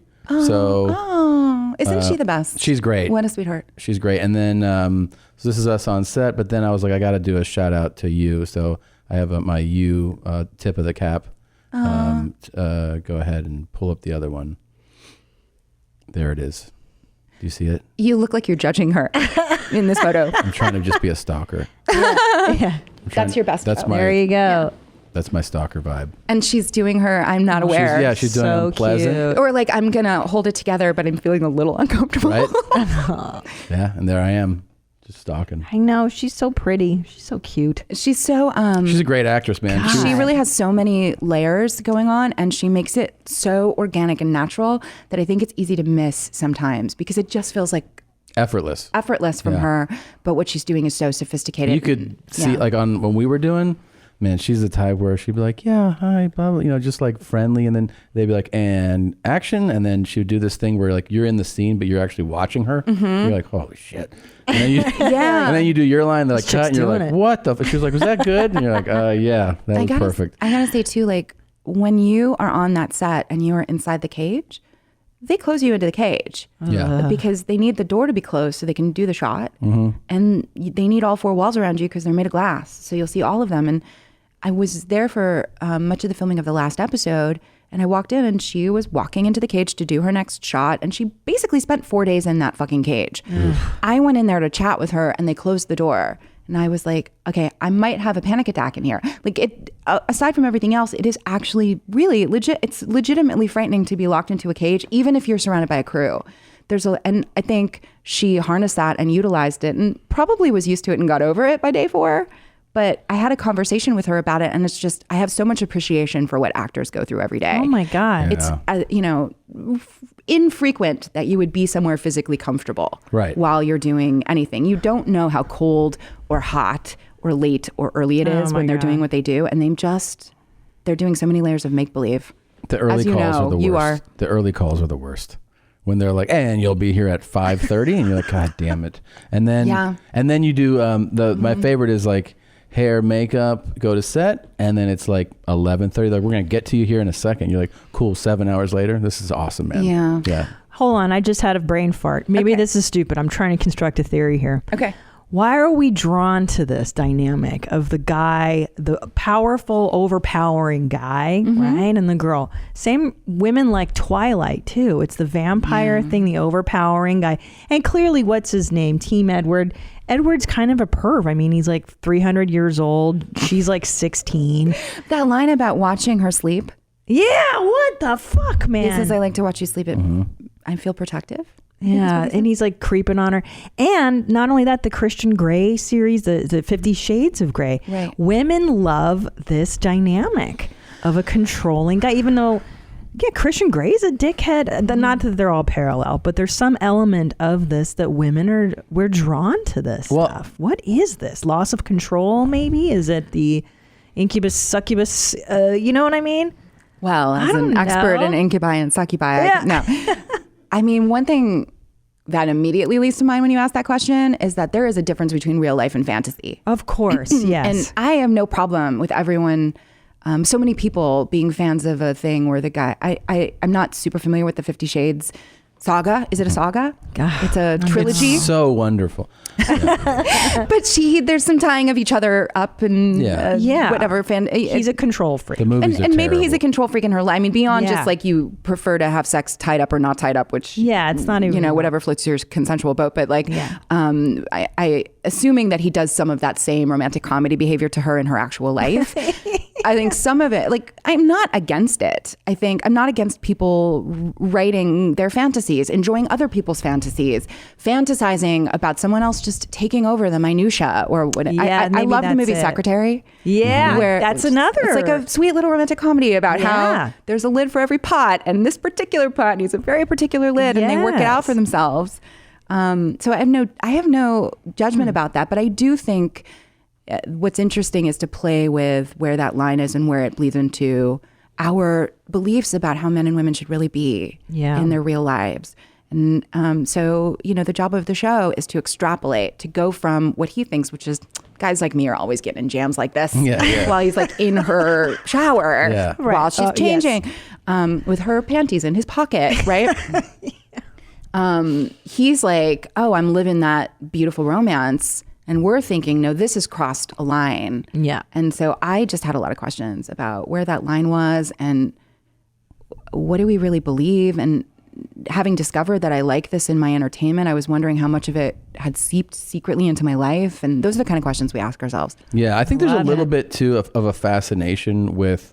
First of all, I love the storytelling devices you use of the technology showing, and the way he narrates things, and you see... Just like the graphics of, logging in. And it's a great way to a great team. Share the story, too. Mm-hmm. But there's a little bit of a fascination with everybody knows the feeling of the fantasy of looking at someone and being like, I should be with that person. Yeah. And then I do that on airplanes. How much, the airplane thing. Mm-hmm. And then you go, part of your mind can entertain the idea of what if I could read that person's emails and texts so that I say the perfect thing. Yeah. Right? That's a fantasy. You never act on it. And seeing somebody act on it is like, oh my God, like this person took it too far. I mean, I haven't been single in a few years, but if I met someone I was interested in now, I would definitely go on their Twitter and see how they talk. Go on their Facebook, go on any available social media. I would try not to be obsessive. I think I have that level of self-awareness, but when you're like, interested in someone, it feels in 2019 it feels like due diligence. You have to check it out, because if they're psychotic on their social media, better to know quickly, right? That's what I would say. It's a good indicator. It's just Joe Goldberg is like, well, then obviously it's in the same category if I Google image her photo so I figure out where she lives, and obviously it's not a huge leap. It's just I'm just making sure if I call in a gas leak so I can get into her apartment. I mean, there's a point where he crosses a line, but where he starts, I think, is not different. I think he's vigilant. He's fine. He's okay. Yeah. I mean, it worked out thorough. great for them. Yeah, it's Yeah. great. And he's fine, you know. Yeah. Yeah. Nothing happened to him bad, you know. Nope. We get into look at that him. more He's in season 2. What he's happened in to him? season 2. He's doing great. Yeah. Can't wait. What can you tell us? And I fully, of course, respect the idea that. spoilers. Yeah, but what can you tell us about season? Anything? Yeah, we're in the middle of shooting it right now. Wow. We're shooting episode 5. Some of which happens at a retreat weekend worthy of Goop. Goop? Like Gwyneth Paltrow? Paltrow's website, yeah. Okay. Because it's a weird place to start with explaining So season 2. exciting. but I love it. It's because we're in LA in season 2. Because of the Gotcha. events. I don't want to totally spoil I mean, binge it, enjoy it, and then know what I mean when I say shit happens to him at the end that encourages him to leave town and try and kind of start over. And so he goes to Los Angeles, which is the last place in the world a dyed-in-the-wool New Yorker like Joe would want to be. I don't know if you guys have noticed New Yorkers sometimes look down on LA. A little bit. Joe Quite a does bit. a lot. Oh, he doesn't want to be there. He's Yep. there because he has to be. Yeah. And then we get to see LA through his eyes. I love it. An interesting thing for the writers is that if we really write LA people as they are, it's actually too broad and it backfires on us because it doesn't seem realistic at all. And Really? they're reaching for the joke. We tone down the people at Whole Foods I love it. Oh, right. to make it just funny enough, right? We want to, have fun with, but not make fun of. Yeah, yeah. But as soon as you accurately portray the people that I have chatted with on Abbott Kinney, it seems like I'm making fun of myself too, by the way. Seems I like have plenty of Joe- tarot cards at home. Yeah, but yeah. Seems like Joe could have a real problem with the amount of much better looking people out here than those dogs in New York. But yeah, I can Dogs. see how that's. everyone is, yeah. LA is so full of beautiful people. That's what I'm saying. Oh my The wellness God. thing is really a huge thing right now. And he gets a job at a place that is a little akin to an Erewhon. Do you know that grocery store? Of course. Or like a bespoke mom and pop Whole Foods. That's perfect for place. Joe. Perfect. It's because he's just like, right, gluten allergies, sure, whatever. Nobody's heard of Tolstoy.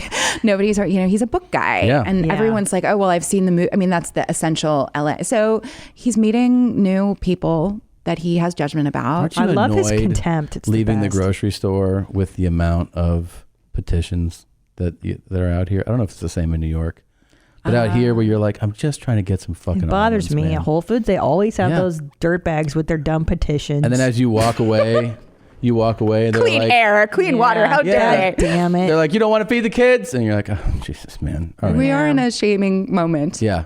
in yeah. our God damn culture. it. Yeah. Yeah. Well, I don't like bringing my own bag. You know what I mean? I At Whole forget Foods. a And they're lot. like, yeah. And they're I've like, bought a lot of reusable I'm bags. like, yeah, dude, here's 10 Yeah. cents. Here's $1. You know what I like to 10. do at Whole Foods though? What? Is like when they go, would you like a paper bag today? I go, you don't have plastic? And they go, no. I'm like, I guess paper is fine. Yeah. Yeah. Just to try Shame to it like. right back. Yeah. I go, I really like plastic more, but it's fine. So yeah, we do that. We do a lot of that. We do Yeah. a lot of like, how much is that green juice? $85. Yeah, yeah. There's a lot. Yeah. There's a lot of that, and then also just the tenor of the culture is a little different here than in New York. People, but people are also essentially the same everywhere. That's true. And Joe has that sort of X-ray vision where he can distill people down to their love essence. that. Not wait to I see love him kill that. some more people. Yeah, me too. Now, There's a body count. I mean, yes. it's not. I don't think I'm going to shock anybody if I say that though Joe is not a killer, would never want to hurt anyone. Nevertheless, somehow for reasons, he does end up having to dispose of. Yeah, I understand that. I'll just say at least one body in season 2. Yeah. Wow. Not Good for through, him. I mean, as he explains to us really clearly, it's not his fault. It's never his fault, but it's He's never just his trying fault. to be a good guy. That is That's true. right. It's always like something he had to do. It is, yeah, I get that. totally. Our good friend Chris D'Elia is in Yeah. season Yay. 2. Isn't he And wonderful? I can say he's the best. And love Chris. I can say because it's in the trades. And Yeah. I texted him immediately. I was like, you're in you. And he was like, he wrote back, he's like, it's the only thing that I've ever been like a big fan of and then I get to work on. Which I That think is very cool. Yeah. That's very cool. He's great, right? He is great. Great face. He's got a rubber Nice face. body too. No, I mean comedically. He's got the rubber face. Sorry. I just know he's been working out a lot. Oh my god. He's such a good. I mean, he's perfect for this role. Without giving away too much, I will say that his role is quite intense.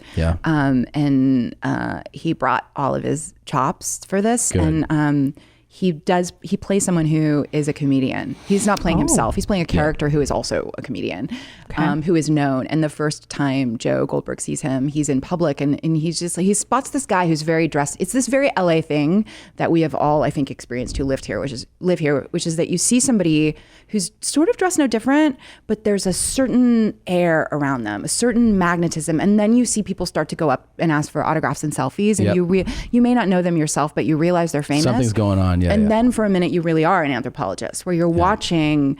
There's something so interesting when you don't know who it is. Yeah. Where you're just like, this person is having a very specific effect on all the teenagers here or all of the 40 somethings here. And so there's, we had to throw in a moment or two like that. And that's his introduction as a character is at LAX in a moment like that. Can't wait. I can't wait to so see excited. it. When does it debut? Do we have a date? We don't have it yet. Okay. An air date, a streaming date yet. But I'm hoping that it is soonish. I don't know. I really don't know. Probably towards the end of the year. Okay. We're still making it. They got to translate those texts into a lot of languages for Netflix. Oh, yeah. Like now you're probably going to what, like 110 countries or something? I don't even know. I don't know. Honestly, it's such an interesting thing to talk about when it's done. But while you're making it, it doesn't really help to think about That's true. all of the people who might hate it. Yeah. I just try to block that out. There's a lot of teasing. It's okay. I'm tough. It's cool. Yeah. With praise comes blame. They're gonna love it though. There's a lot of teasing last season with his ex-girlfriend. Yeah. Candace, yeah. Who's back. Yeah. That's well, right. that's like what you would... Now you're fucked if you haven't seen it yet. Sorry. Yeah, She's back. but I mean, but it sets you up that way. Yeah. I mean, the series... Well, she was in France, guys. She, I'm so excited. Now, can we... It was all a misunderstanding. Really? No, of course. With him and Candace. Of course. It's really it's just a small misunderstanding. It's cleared up in episode 1. I hope she doesn't say anything wrong and get her neck snapped or anything, but... The thing about her is she's met Joe. She's met the real Joe. Like what happened between them, which we will get into in season 2. Come on. Yeah. Come on. Don't you have it on your phone? Let me see it. I'll show you right now and you can just No, I'm kidding. I mean, we get into all of it and it's so interesting to have him sit across from a woman who insists that she knows the real him in a way that makes him uncomfortable to hear. And then that's just the beginning of the fun. Yes. Yeah. So we're not afraid of a wild plot point on that show. And there's some crazy ones. I love how he breaks up with his girlfriend, like his placeholder girlfriend. Placeholder. Right? Like in the apartment building. Yeah. That was the best. Isn't he just like, he comes home one day and he's like, all right, we're done. Oh, She's yeah, like, yeah. And she walks away much better for having broken up with Joe. Yeah. She does. And by the way, that scene... real psycho. It was like, I don't know. There was such like an experience watching that scene. The way that she handled it like an adult. Yeah. Like so that was also dignified. unexpected because you're like, how's she going to take this? And she took it like such a grown up. I don't know. It felt like it was almost a lesson hearing her say it, Well, the rules that we have in our head when we're making it, we do try to ground all of this. It's not just crazy soap opera, everybody slaps everybody in the face all the time, right? We do ground this stuff in the experience that we have of how relationships go. Right. So when we were talking about it, you cheekily like put the murder to the side and you say, what are the steps of his relationship with Beck right now? Oh, their honeymoon period. Oh, then it's where it gets a little suffocating. Oh, here's where, she's not sure she wants to pick him, or you have bad sex or you break up. And then what are you doing when you're broken up? And so that character of Karen Minty is like, we tried to make it work. Maybe we're essentially bad for each other, me and Beck. And so let me try to pick someone healthier and better for me. Right. I love it. And she's great. She's fantastic. Yeah. I was happy that she walked away alive. Yeah. She doesn't know she dodged a bullet. Yeah. For now. Yeah. He's going to find her again. But it's sort of like, I love it. I love those moments. I thought about it a lot when I was watching Breaking Bad, actually. There are these moments that the writers wrote for this character where he could have made another choice and just stopped. Right. Like right around the time he's standing in front of a literal fucking mountain of money that's so huge she has to spray it for bugs. Yeah. That like in a storage facility somewhere where he just could have been like, I think I'm done now. And there are actually many moments like that and good storytelling about bad people like Joe. Yeah. And so we build those in where it's like, if you just stayed with Karen or maybe didn't start sleeping with Beck again, then things could go differently. But he's swept up as, people get swept up. I wish he could have just gotten Beck to forgive him, That's what I was hoping I mean, for. if only Beck had acted a little bit differently. Yeah. I know. Beck, got what I really she hope had people. coming. I'm being Just a bit. kidding, I You guys are bringing out a level of sarcasm I'm not usually. I know. I don't usually I feel know. comfortable to use. People will misinterpret it. We made it clear that we're giving away so much. When I was on the set of that movie, and I was just like doing the same thing, talking all about you, and I was like, yeah, it's crazy because you end up cheering for Joe, and she's like, well, yeah, but like you didn't want me to die, right? And I was like, I mean. No, you love it. No, I was like, of course not. No. But I mean, I wasn't mad, So we have a clip to show, right? Is this Millie Bobby Brown? Yeah, she had after she was watching season 1, she had an opinion on Joe. And for people who don't know, Millie Bobby Brown, of course, is the star of Stranger Things, the So other talented. 11 Netflix show. Yeah, she's a fantastic actress. Let's see what Millie said. So I just started that new show, You. He's not creepy, he's in love with her, and it's okay. So I'm obsessed with it, I'm binge watching it, absolute banger, Netflix. Mwah. Okay, I know everybody's gonna say, oh, he's a stalker, why would you support that? No, like, he's in love with her, and it's just like, just watch the show, and don't judge me on my opinion. Did everyone then proceed to judge her strongly for her opinion? Of course, except for me. I'm with you, Millie Bobby Brown. I mean, there's so, I don't think I'm she flattered watched, she watched it the whole way. No, I'm sure her opinion revised as she went along, but also she's being a bit cute and cheeky about the tone of the show. She gets the tone of the show, I think, is what we're seeing. Yes. I'm sure there was a pylon of people after that who were telling her she was bad and wrong, right? Of course. And she's also a teenager. Like, guys, she's not an adult. Let's not hold Anytime her. I see someone young in the entertainment business at all, I have such a strong instant feeling of protectiveness. Oh my God. The world now, for the very stuff we're exploring on the show, the social media of the world now, it's there's such a direct line where you can just express your instant knee-jerk rage and fury, or just state, you can just, I think we have lost touch a little bit with that we are all human beings who should be fundamentally kind to one another and come from that place. And, we're all war-torn veterans and make our entertainment about it. But when I see someone like her who's just this immense talent and she's such a bright light, like she's so sweet, I'm just like, oh, she gave an opinion on the internet. Yeah. That's not going to go well. I know. And she should be free to. Of course, but in this is a different world now. It's like, not imagine a if cute you world. go back to when you were 16 and all your opinions are shared. Oh my God. I would have shit. I'm 42 and I give opinions. And I mean, if I could have Stupid I am directly every minute. tweeted at Joss Whedon at that age to tell him everything I would do, Yeah. Like, thank God there's no record of the strong ways that I was absolutely correct when I was 16. So embarrassing. And I don't know. I mean, we're talking about it. We're talking about it because Millie Bobby Brown did a little Instagram story, but I have to say this because I'm an essential bummer of a person. Yeah. Which is that it is also to blame for our entire political climate. It is, in essence, and so therefore you can extrapolate that our relationship with social media is directly responsible for a lot of what's happening with climate change. It's like you can look down the line to when there's nothing left but White Walkers on Earth and go, oh, it's from Twitter. And I'm on Twitter. Of course. I just contemplated a lot in the course of making this show. Oh, you guys, you look like I just No, I thought you were really talking about depressed you. No, because you're like, I'm a bummer. I'm like, yeah, me too. Let's talk about being bummers. Let's talk about it. I thought you were like, are you a bummer? Bummer adolescent. No, I was just thinking about being an adolescent though, and what a bummer I was as a goth teenager. You were a goth teenager. Oh my God, could you imagine if hardcore? I was goth until I was what like 20. What constitutes hardcore? Well, to I'm you? saying it's not just like a jacket. She had blue hair and the knee-high boots, the Wet and Wild eyeliner. Girl, I had all that shit. Crazy makeup, a lot of problems. mohawks and shit. She was down for the cause. Tommy, but could you imagine if you had Instagram as a teenager and there's like a girl that you liked and you're like, what's up, Jessica? Just here chilling by the pool. I'd have fucking 18 murders under my belt.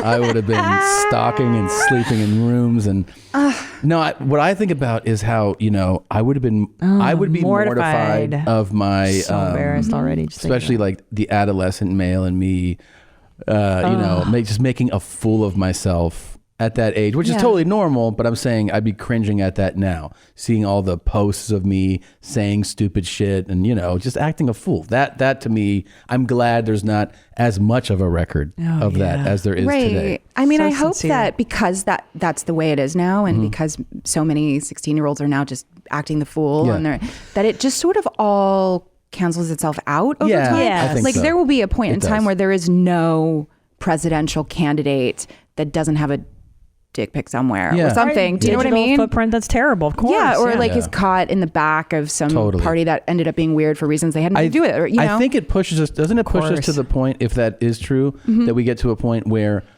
it becomes almost a shameless society. We're all like, all right.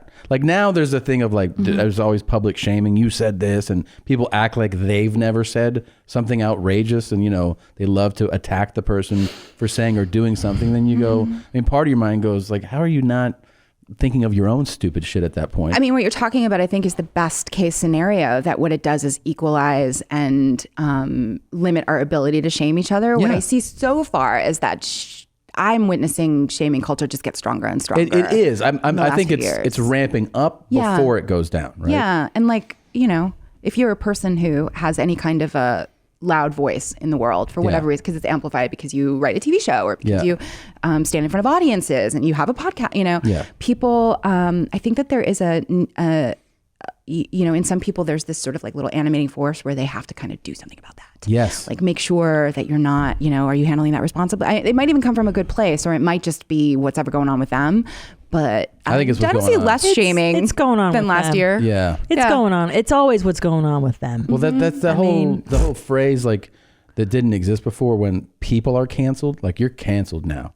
You know what I mean? Like that's a thing that is done now. Like if you express an opinion that, look, it might not be a great opinion, but people express opinions on things. There's people right away ready to be like, and that's how we are done with you. You no longer. Yeah. Oh, I've been through a few cycles of that. Yeah, it's like okay. Really? Yeah. Personally? Yeah. You're kidding. Yeah. I mean, not as certainly I have witnessed it in people that I know and people that I don't know in a much huger level. But yeah, of course. I mean, my social media is public and I'm a person. Yeah. I'm a woman, among other things. Even worse. But, forget it. but yeah. That's canceling people is a thing right now, or It's a big attempting thing. to. Attempting to, And I think, I don't know. I feel this little responsibility inside me, like I don't think I make a very good, I don't think anybody is going to elect me role model of anything in particular, but I know because I go to places like Comic-Con, young women will come up, teenage girls, young women will come up to me and be like, I want to do what you do, right? So I do feel this need to just sort of stand strong in moments like that and be like, people are entitled to their opinions and their feelings, and they are in 2019 entitled to you get to go on Twitter and say whatever the fuck you want. For sure.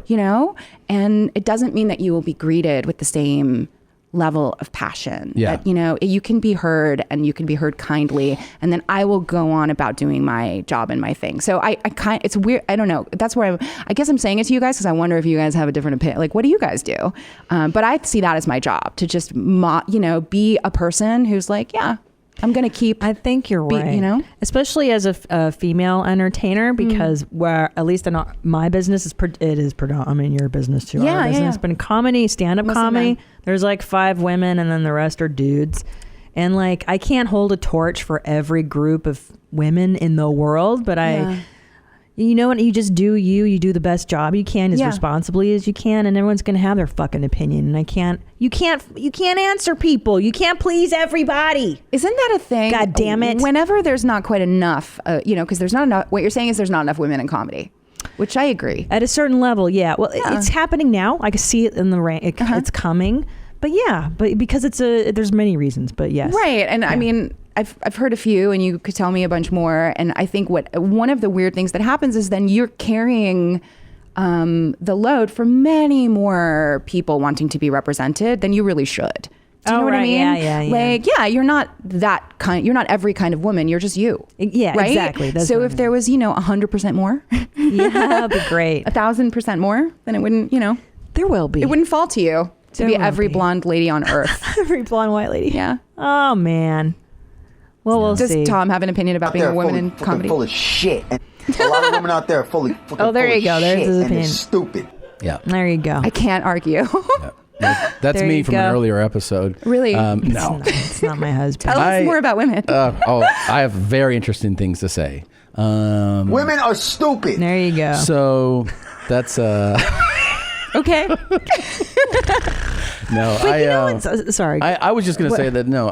For me, don't bring this that is the guy out. This is the Jesus guy who fucking said it. Which guy? Christ. Don't look It's at this really him. cool guy. He's got a lot of opinions, and he would tell you that's him. That's not a good angle. You don't think so? No. What's up on my Instagram heads? I'm on a roll today because women are fucking stupid. There you Okay. go. Okay, they're fucking stupid. Doesn't he look like a okay? caveman? I don't understand. I don't see it. His hair is luxurious. Oh, that's a nice You know positive what? thing. I like you did a nice pivot Positive, there, Sarah. and you looked for the upside. I mean, I don't know. There's so many other features you could have talked about. Yeah. I know. And you went to the nice She's one. such a nice lady. She is a I'm nice not lady. that fucking nice, you guys. No, I know. I'm really not. I know. But I still, you did say the nicest possible thing. I know. Why it's so difficult for good guys to meet a fucking sane woman. There you Duh. go. I don't understand why every woman's a fucking stupid idiot. Yeah. This is Joe's inner dialogue, These right? are the ultimate questions that he's asking. How about season 3 right here? This guy. This guy. We'll have Penn grow his hair out. Yeah. Get a little my goatee going. Mm-hmm. May have to give a couple other prosthetics, but yeah. Yeah. Man, I actually I couldn't stop when the whole idea that everyone's shamed now. I think the one thing that happens is like the bigger you get, the more exposure you get. Yeah. The more comfortable you get with people fucking hating your guts. They don't actually Yeah. hate you personally. They actually just hate like something you said or your public persona. Like, Right. You stopped like when you start getting that exposure, you're like, oh my God, like and you internalize it and you're like, oh God, someone fucking hates me. Yeah. And it feels badly. Yeah. And then the longer you experience it, you're like, oh yeah, they're just they're barking at the thing that I barked out, and it's just like it's noise. Right. And it starts to affect you less emotionally, and you're just like, like you put out specials, and you get all these people that love it, and then people fucking hate your thing, and you're like, yeah, I know. Like some people are gonna hate it, some people hate your show, and you're like, yeah, I know. Oh, yeah, they do, and they tell me about that. Yeah, isn't that nice? Isn't that Yeah. neat? Even people who are not trying to be necessarily, That's the best. like, they're not trolling. I not infrequently will get a message that's just like, the writing is crappy on that show. And I'm like, do you mean the show that I write? Yeah. I don't know if they even really make the connection that they're talking directly to a person who might have written that episode. But, and then there's also people who are like, you don't understand, you're bad and wrong. And I really need you to hear that. And I think, like when I was really... I need you to hear I that. really need you to hear that. Yeah. But many years ago, someone much smarter than me, I was upset about something somebody had said, and I was much younger, and it was a different era of the internet. It was more of a message board era. But they said to me, "What if you, as an experiment, took in everything and tried to see it if it was true? Like if some part of it was true. They're calling you a cunt. Can any part of you feel that you were a cunt? Yes. And I was like, that is Sure. ridiculous. Yeah. Like, that's really mean.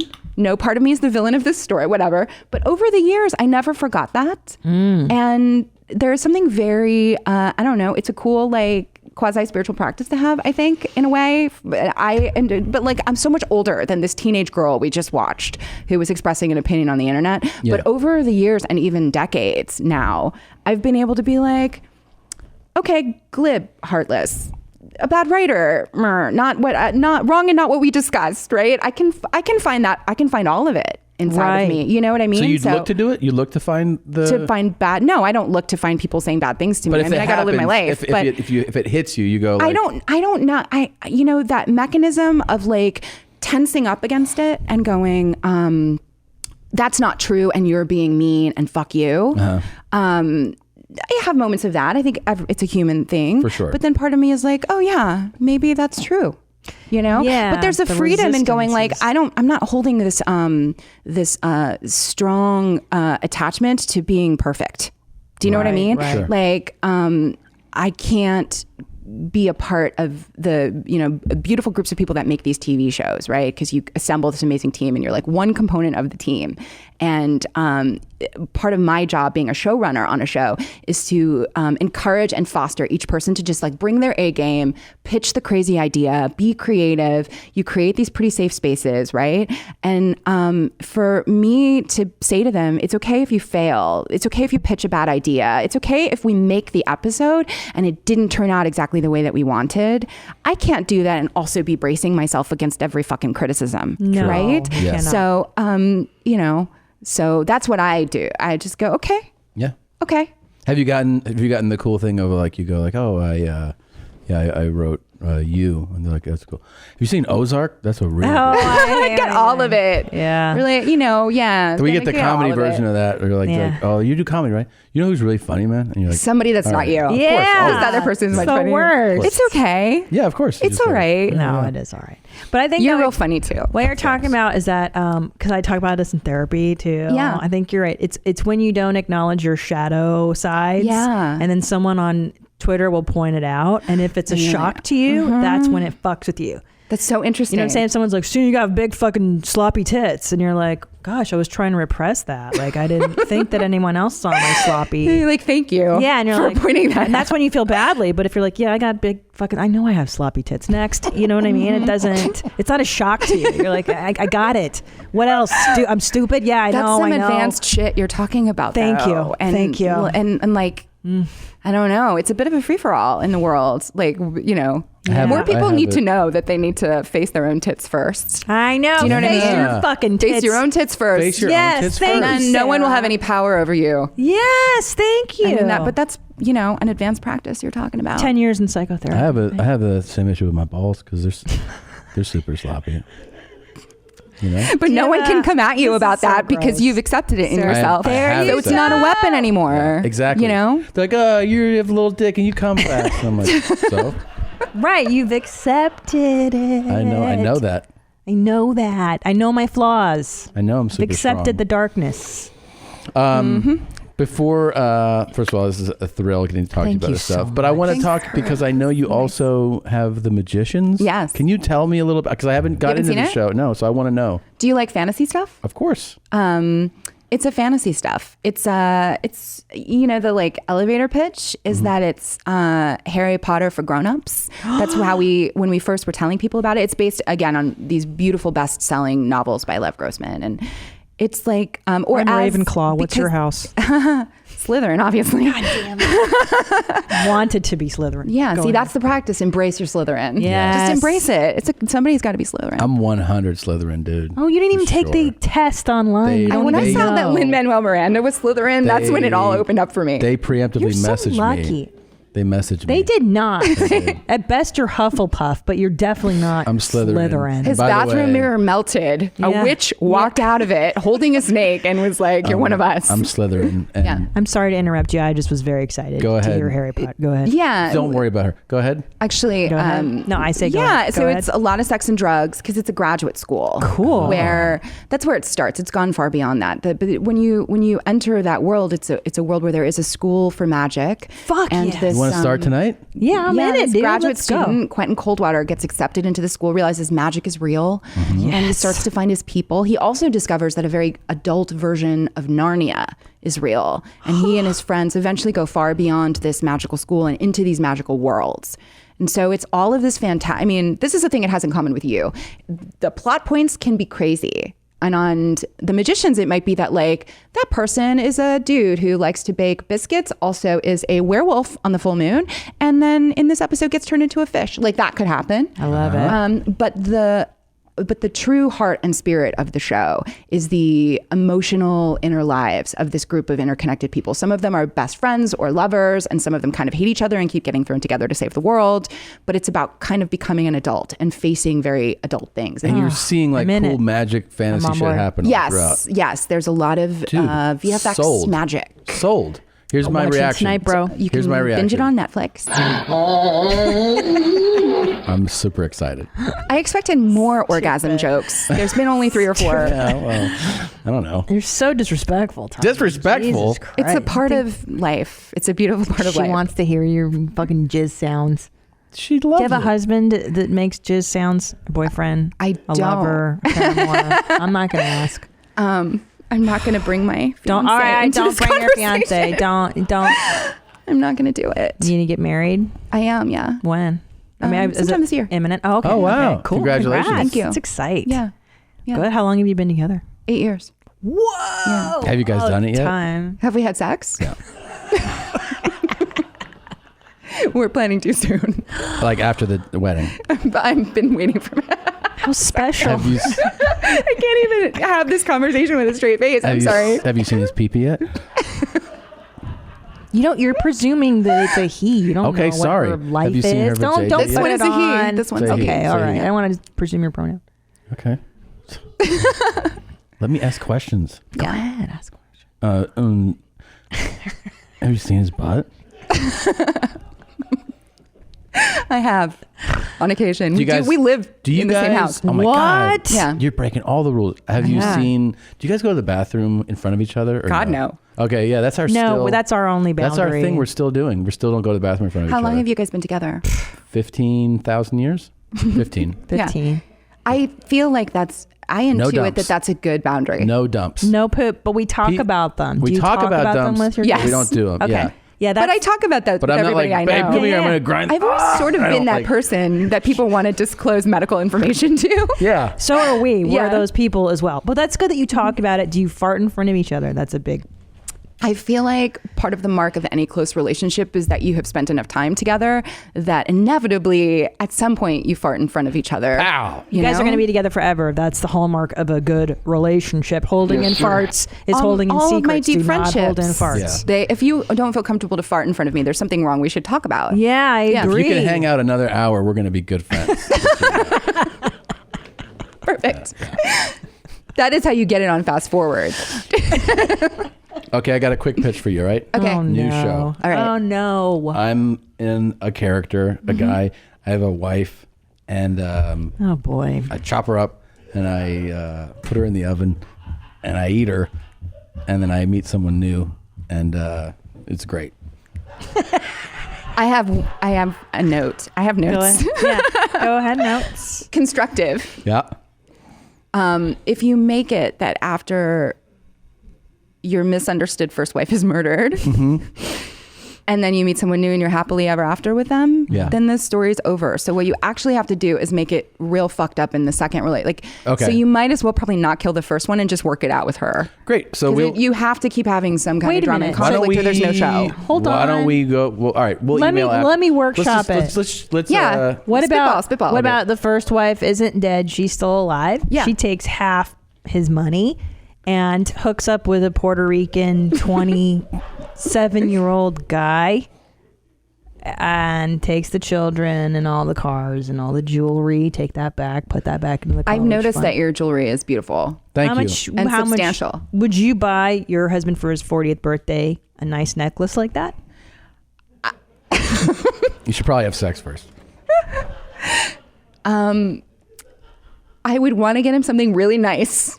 I would. You would want to. Yeah. I would want to, and She's I'd want to saying- spend a lot of money. She's saying not this. And so, but I don't know your taste. She's tactfully This saying is the taste. Is this how you usually present with the huge no gold, sparkly? This is called new I money. New appreciate money. you recognizing the sauce boss sitting in front of you, but what I'm saying is that this is a new thing. What would you spend the money? Like, what would you get your significant other if you were like, this is a big time present? What would you get?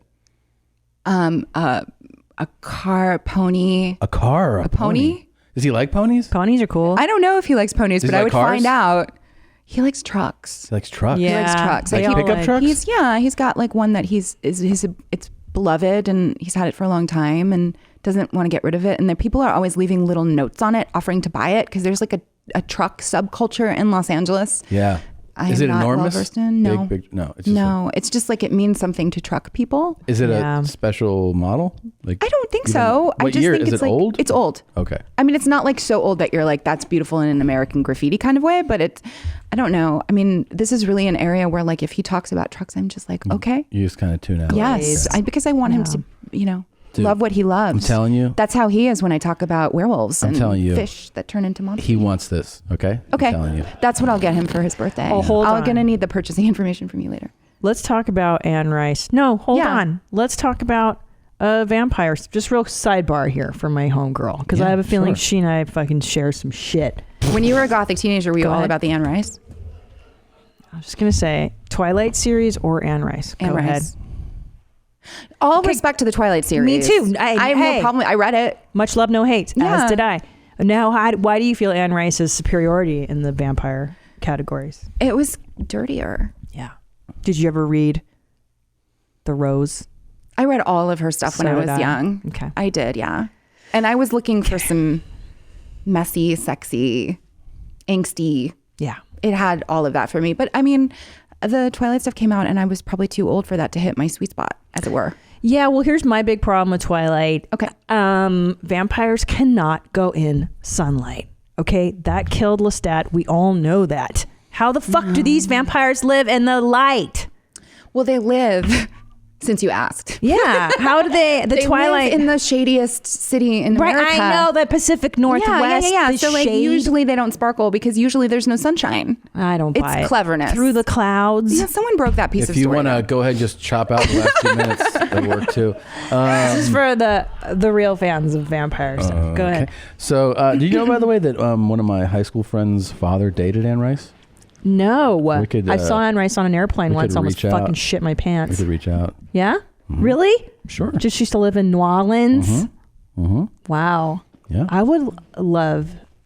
Okay. And She changed a lot of people's lives. Dude. Yeah. Really? Me too. I liked her. I heard she was down too. So. Great. Thanks, Tom. She's an old lady now, Tom. Yeah, no, she still puts out. You think she's DTF for you? For sure. If me, I would be so uncomfortable talking about Miss Anne Rice this way, you She's guys. a queen. Dude, can you imagine if she hooked up with me right now? No, she would She's never hook up with you. 77. I'm 40. I come in there. I'm like, what's up? And I just fucking pick her up, throw her across the room. Did your husband talk like this to you? Yeah. I heard she went Christian. Didn't she go Christian? I heard that. Yeah. I did hear. I don't know heard if it's that. true. Yeah, but she's still like would. Okie dokie. Thank you so much for joining us. So, just to be clear, we're through episode. You're at episode 5 right now of season 2. Yeah, we're prepping episode 6. And we're gonna get 10 new ones. I'm gonna get 10. Nice. Yeah, I'm getting ready to co-write the finale right now. Oh From my here, God. I'm going to go in the writer's room and work a few things out with Greg Berlanti and Neil Reynolds, the other writer. And at what point do we get a tease of whether or not there'll be a season 3? I don't have that tease yet. Really? I mean, I'm hopeful. I'm really proud of everyone's work so far in season 2. I'll call Ted Sarandos right now. Could you? Yeah. Will you let him know that I'm a fan of his? Yeah. Hey, Ted. Season 3 for you, or go fuck yourself. That's from Sera Gamble. That's a hard, There you go. Set it up. We all just fired our agents, but clearly you could be in that business. That's right. Yeah. No one's got agents. No one's got agents. Come on, Guild. Get it to fucking together. No more packaging fees. So That was inside baseball for the 16 writers who were watching That's this. true. Yeah. No, but look, I really want to thank you for responding to my Yes, direct thank you. message. Oh, thank for you. giving us your time today. We're huge fans. You're a brilliant woman. This is such a fun show, and I really appreciate you coming here. Oh, I thank you. You guys are very welcome. It's fun to talk to the two of you. Yeah. Oh, and by the way, don't we have something for her? Oh, yeah. Do you have that? were brought on to the show. What size t-shirt do you wear, Miss Sera Gamble? I mean, M? Like an M. MS? Yeah. S or an M? MS? An M. Do you have a multiple sclerosis shirt that you want to wear? I'm wearing, since we're talking about it, it's Ruth Bader Ruth. Ginsburg. Hey, Oh. now. I like that. Yeah. Did you watch that doc? I did. How was it? I'm not a crier, but I cried. Really? Yeah. What a fucking Amazon that one Yeah, is. I know. She's old as fuck. She still works out. Is that what you're talking about? I mean, and the body of her work for her entire lifetime, but mostly that she too. wears a Diva sweatshirt and works out every morning. And what is she now? Exercise 90 is or crazy. close, right? I don't know how old she is. I just know she's an actual living superhero. Yeah. So that's a good She- little and she's like- inspiration one if you haven't She's seen it yet. hanging on, too. Yeah, she is. Yeah. I light Pretty- a candle for her every day. Yeah? It's very cool. Do I? Yeah, no, that's... by the way, do you binge on anything right now? Are you watching anything awesome? The last thing I binged was Russian Doll. Have you guys seen it? Yes, love it. I good, right? loved it. Very existential, very, very wonderful. So we are debuting this shirt just for you. You're the first guest who's going to receive the brand new Your Mom's House official. Oh, you guys, the font Right? is classy and good. A little Invitation retro. only. Invitation Yeah. only, Your Mom's House. We I love only it. have people we have invited to be To your mom's on the house. show. His mom. You're part of the elite club of people that can proudly wear the invitation-only Your Mom's House shirt. Thank you. So, thank you. Really nice of you. Miss Sera Thank you, Gamble, Sera for Gamble. coming. Thank you for making an awesome show, and we hope to talk to you again. Yeah. Thank you. Bam. Your Mom's House will be right back. All right. This is such a big deal because I've been trying to make this happen. I don't know if you remember. I tried to make this happen when we were in Silver Lake. Oh my That's how God. long ago we were trying to make this happen. That's when we first started the show. Everybody who follows the show knows me, knows that I love football. I've talked about, I used to do a podcast just about football. I loved that I had the chance to play football as a kid. And not everybody even has that thing where you can say you played against or with somebody that made it. And I did, and I've talked about it. I always got cool points because it was such like a unique, like, you know what I mean? Some people can say like, oh, I played with Jerry Rice. You're like, all right, man. But like, I got such cool points because the guy that I played against who definitely made it the furthest is now sitting here, and it's Heath Evans. Whoa. And dude, this was like, I wanted this to happen so badly because you don't understand. You have the burden of having played college football and in the NFL for 10 years. And for me, it all ended as a senior in high school, and you are the mountaintop of what happened. So your heyday was done when you were 18, huh? For sure. For sure. Well, I tricked him for about, 13 years longer than you? 13 Played for 13 years. Well, 10 in the NFL and 3 in the SEC. Yeah, So, it's pretty wild, man. You don't understand how vividly I remember certain things. This is gonna like maybe impress you. Help my memory because mine could be a little shady. Yeah, at times. yeah. You have a few extra hits than me. Just a couple. Like I remember. First of all, you have to understand that like in high school, it is so weird to know an opposing player's name. No one knows. Right. You know, Chuck plays on that team. Like you don't know their name, dude. As a sophomore, I remember being a sophomore in high school, and we're playing. We both went to these small Christian schools. I had moved to Florida from Milwaukee. I go to this little Christian school. We actually had really good players for a small school. You know, we had 7 kids on my senior class play college football, Right. so it's pretty good talented team. But you know, there was a pretty wide range of talent on the opposing teams. So I remember sophomore year, this guy gets off the bus. He's the only kid on their team wearing a tank top. You were wearing a wife beater. And It was Florida. It was hot. Yeah, nobody else had one on. And he was walking like this, and we're like, who's this guy? And they were like, that's Heath. Like other kids knew his name. Like on your team, they knew that They knew Heath his was name. They're like, that's Heath. I'm like, bananas. who's Heath? They're like, he's going to make life rough today. And then Did you shit your pants when you saw Heath? no, because like he looked like a big, strong kid, but you're not like, oh my God. Like what made me shit my pants was, so I played center, which means like I snapped the ball, and I played defensive line. So both sides. He played linebacker and running back. So I remember playing center, and he lines up over me, like right over me to like as soon as I snapped the ball, and I blocked him. But I was like, I have never felt the impact like nobody else hit that. And I was like, fuck. And then Like, oh my God. and then I remember even junior year playing against him. His team was garbage, but he was so good. Thank you, Tom. Thank you. But so like I'm saying, you could make plays where you end up near him, and then you had to pay the price of getting to him. But like I remembered one time, I got in the backfield and hit you, and tackled you in the backfield. And this was another thing he did. I'll need to see the film on this. Yeah, I don't believe it. Well, I remember being like, first of all, like my head hurt so bad, and like you know what I mean? Like I made the tackle. I'm like, I'm on top of this guy, and I'm like, why does my head hurt, man? Because it was like he hit so hard, even like on a losing play, and then he would go, "That was a great tackle, man." I was like, "What?" And you kill him with kindness, dude. He would do this all game long. Great block, good effort. Like pat us on the head, and we were like, "What?" It's emotional warfare. You know what I mean? You wear them down. Was that a strategy of yours? You did do this, right? I did. Yeah, I was just nice. Was that really what was going on? Yeah, I never saw, unless you came at me. I was never going to be the guy that was going to be the instigator, pushing your face in the dirt and stepping on your hands and doing all the dirty stuff. Like I just assumed, listen, let's go have some fun. my team's probably going to lose. I'm just trying to get a college scholarship out of this thing. So let's see where we can get, Well, here, I have so many questions for you, but how, all of us who sign up, let's say you play Pee Wee, right? You're in a little league, or maybe you have the fantasy of like the NFL. Yeah. So I was 4.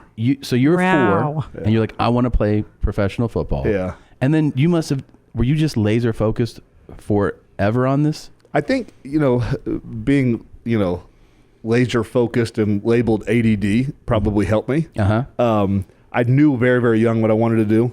I was like 8 years old. My dad's lawyer was sitting in the front of the house talking. He played ball at Northwestern, so he had played some big Division I college football. Sure.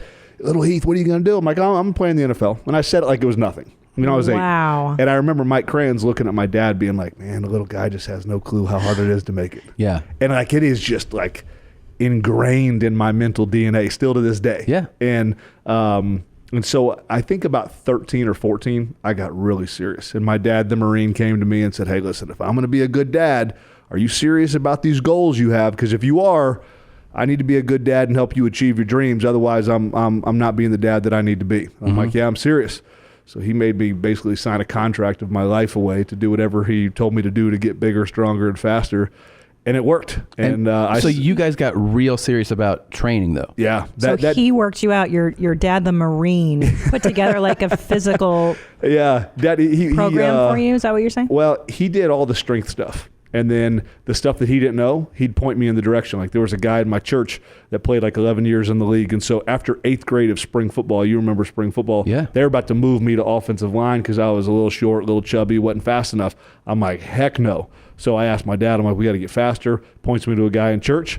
And I asked him, how do I get faster? He gave me a plan. I lived out that plan all summer. Honestly, I lived out that plan for years. But I came back after that 8th grade summer. Only lasted on JV a couple games because I had hurt a couple people, and opposing teams were like, you got to get him off that team. He's hurting all our kids.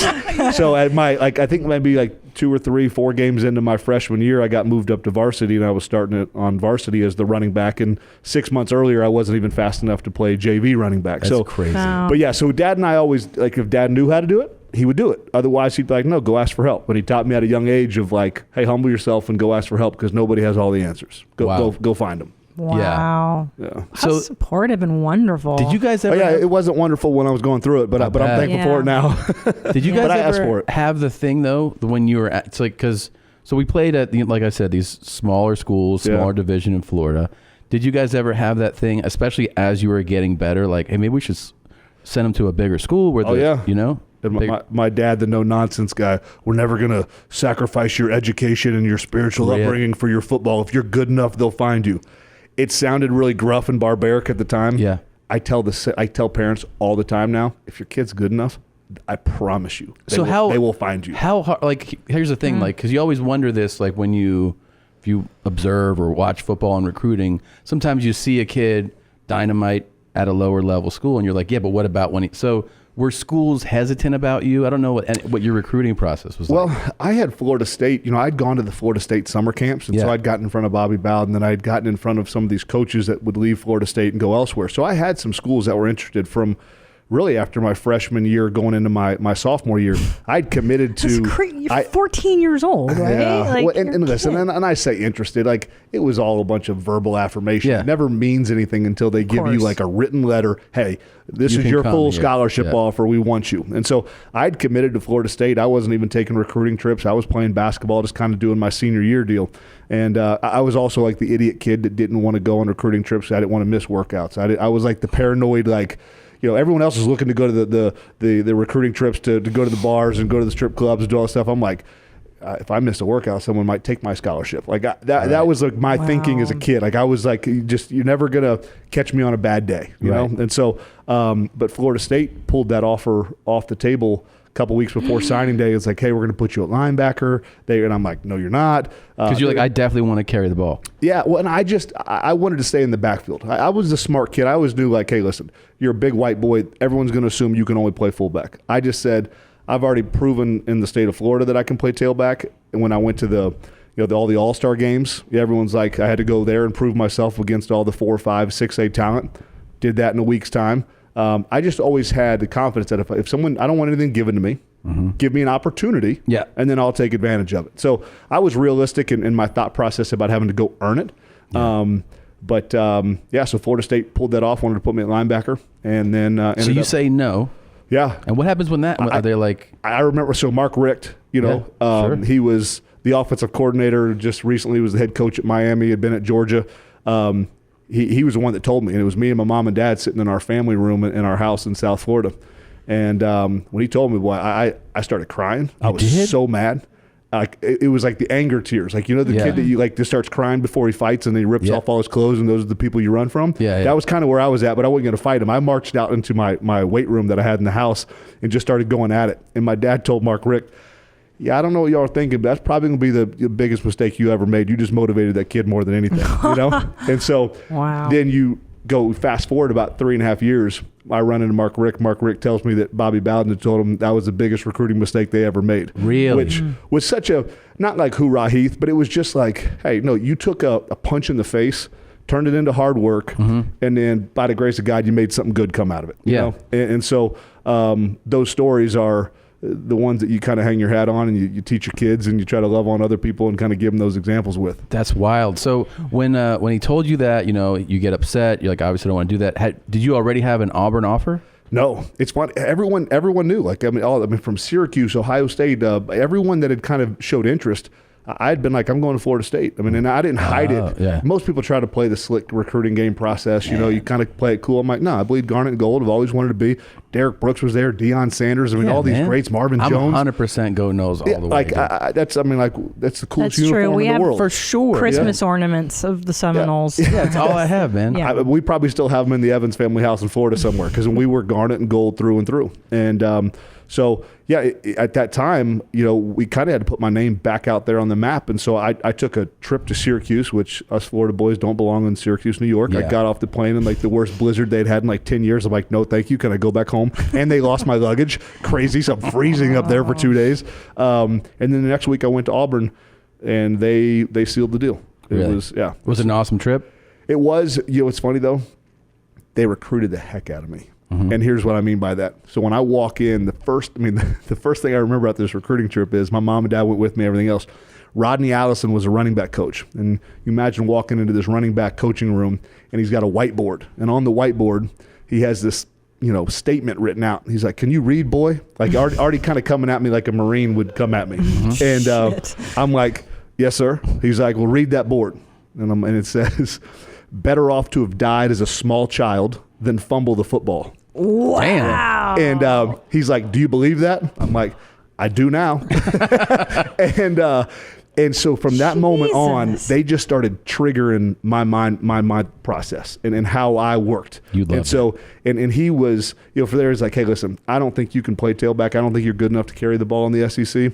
I do think you can be the best fullback that Auburn's ever had, and we've had some All-American studs. We've had a bunch of guys go to the NFL.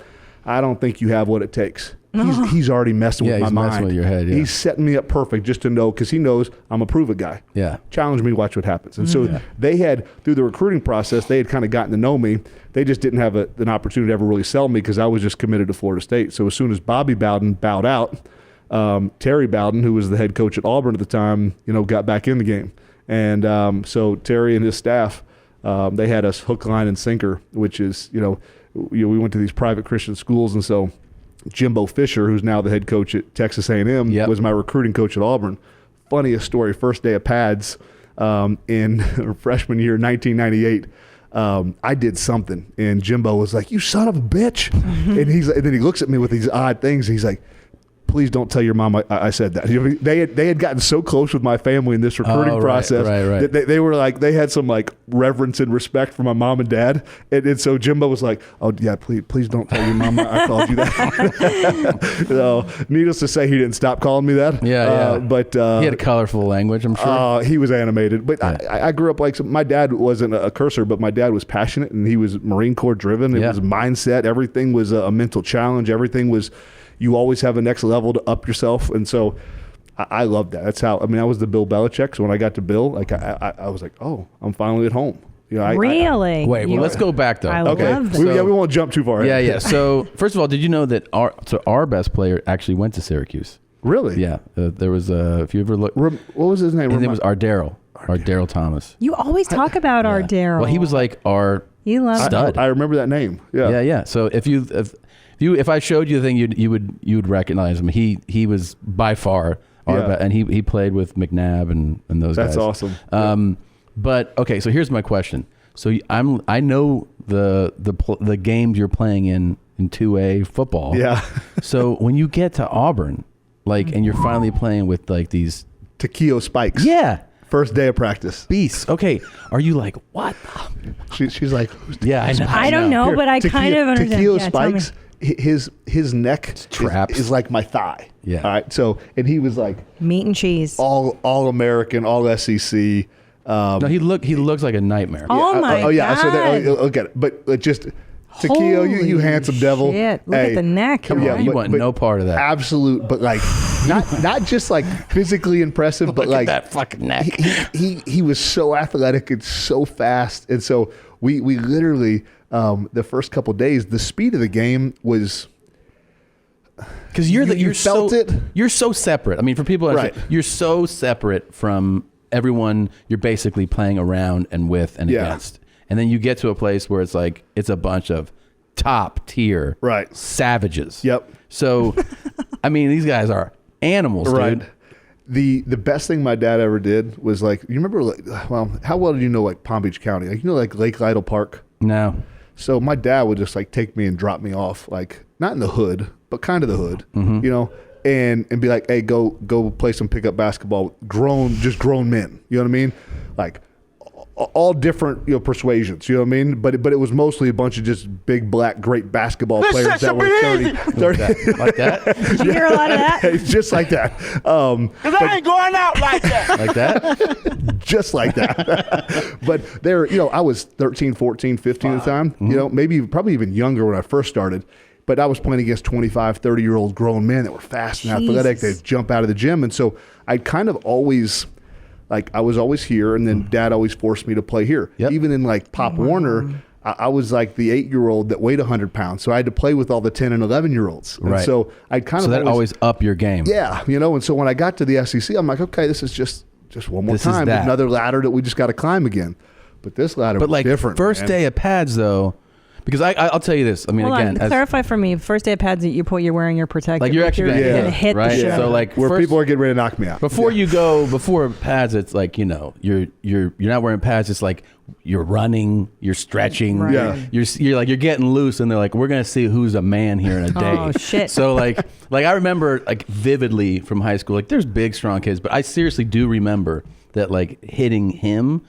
Whether you were hitting him or he was hitting you was completely different than hitting other people. Seriously, felt his felt it in your strength jaw. You feel it in the back of your. You felt it in your chest. You're like, Jesus Christ!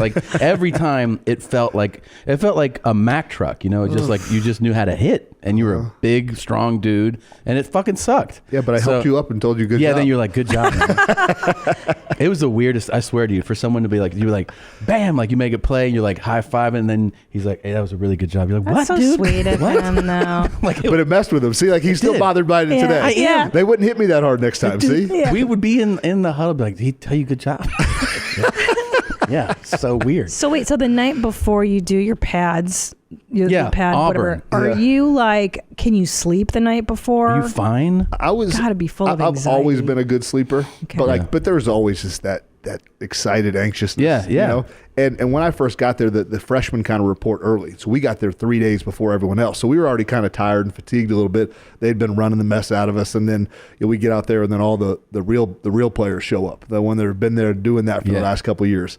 But my coaches were just such jerks to me. And so the first day of pads, I remember my coach is standing out, calling out the play. So Taquillo Spikes, the best linebacker in the country at the time, can literally meet me on our side of the ball. I've never really blocked a day in my life. I always carry the ball, you know? And so, man, I'm just getting destroyed, but I'm running in there full speed, trying to knock people out, but no form, no technique, never been taught how to do it. And they're just testing my mental aptitude. How tough is Heath? Is he what we thought? And so they push me and push me and push me.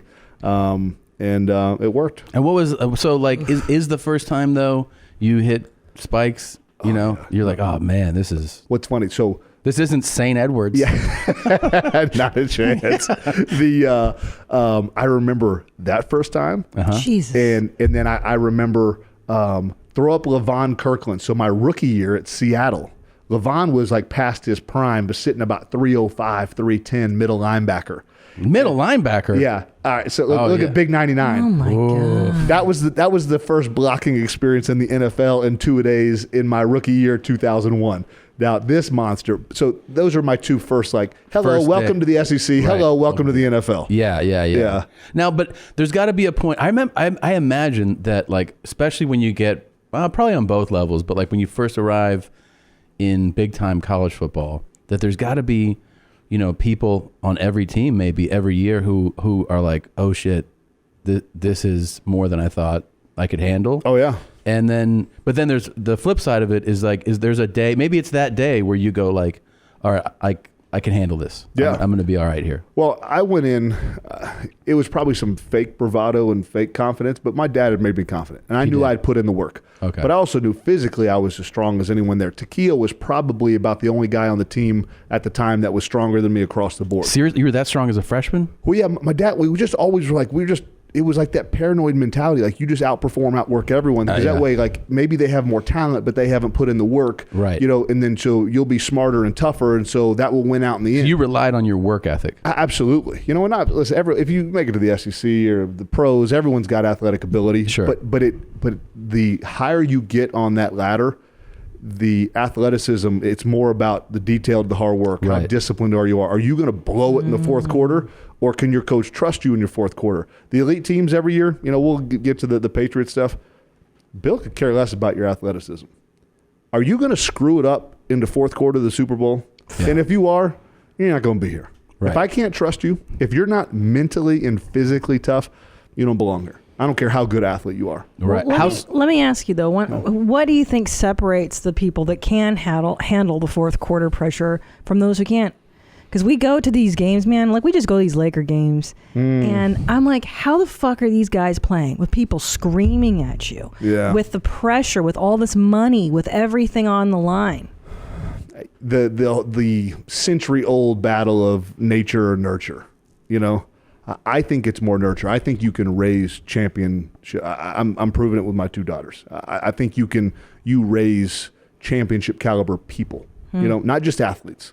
The people, like I tell Ava and Naomi all the time, listen, if you can just be mentally tough, you're growing up in a world, like you'll rule the world because you're growing up in a world full of cupcakes and snowflakes. Absolutely. Like, if I can teach you how to tell yourself no and discipline yourself, tell yourself no to things that you know you don't need to be doing or wasting time doing or partaking in, like you're going to rule the world because this society is, like, don't even get me started on that stuff.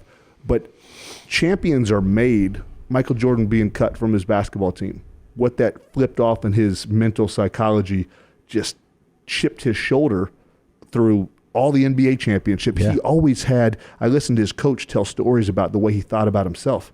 We live in this, like, you know, love yourself, self-talk, boost yourself up. No, participation awards. Yeah. Michael was in his head, but you're garbage. Someone's catching you. Someone's going to take you. Someone's better than you. Dude, even and then it drives him and drives him and drives him. So those are things that I think you just got to nurture in people, you know? Self-loathing is a wonderful tool. and doubting yourself. David Letterman, I read a book about him in high school.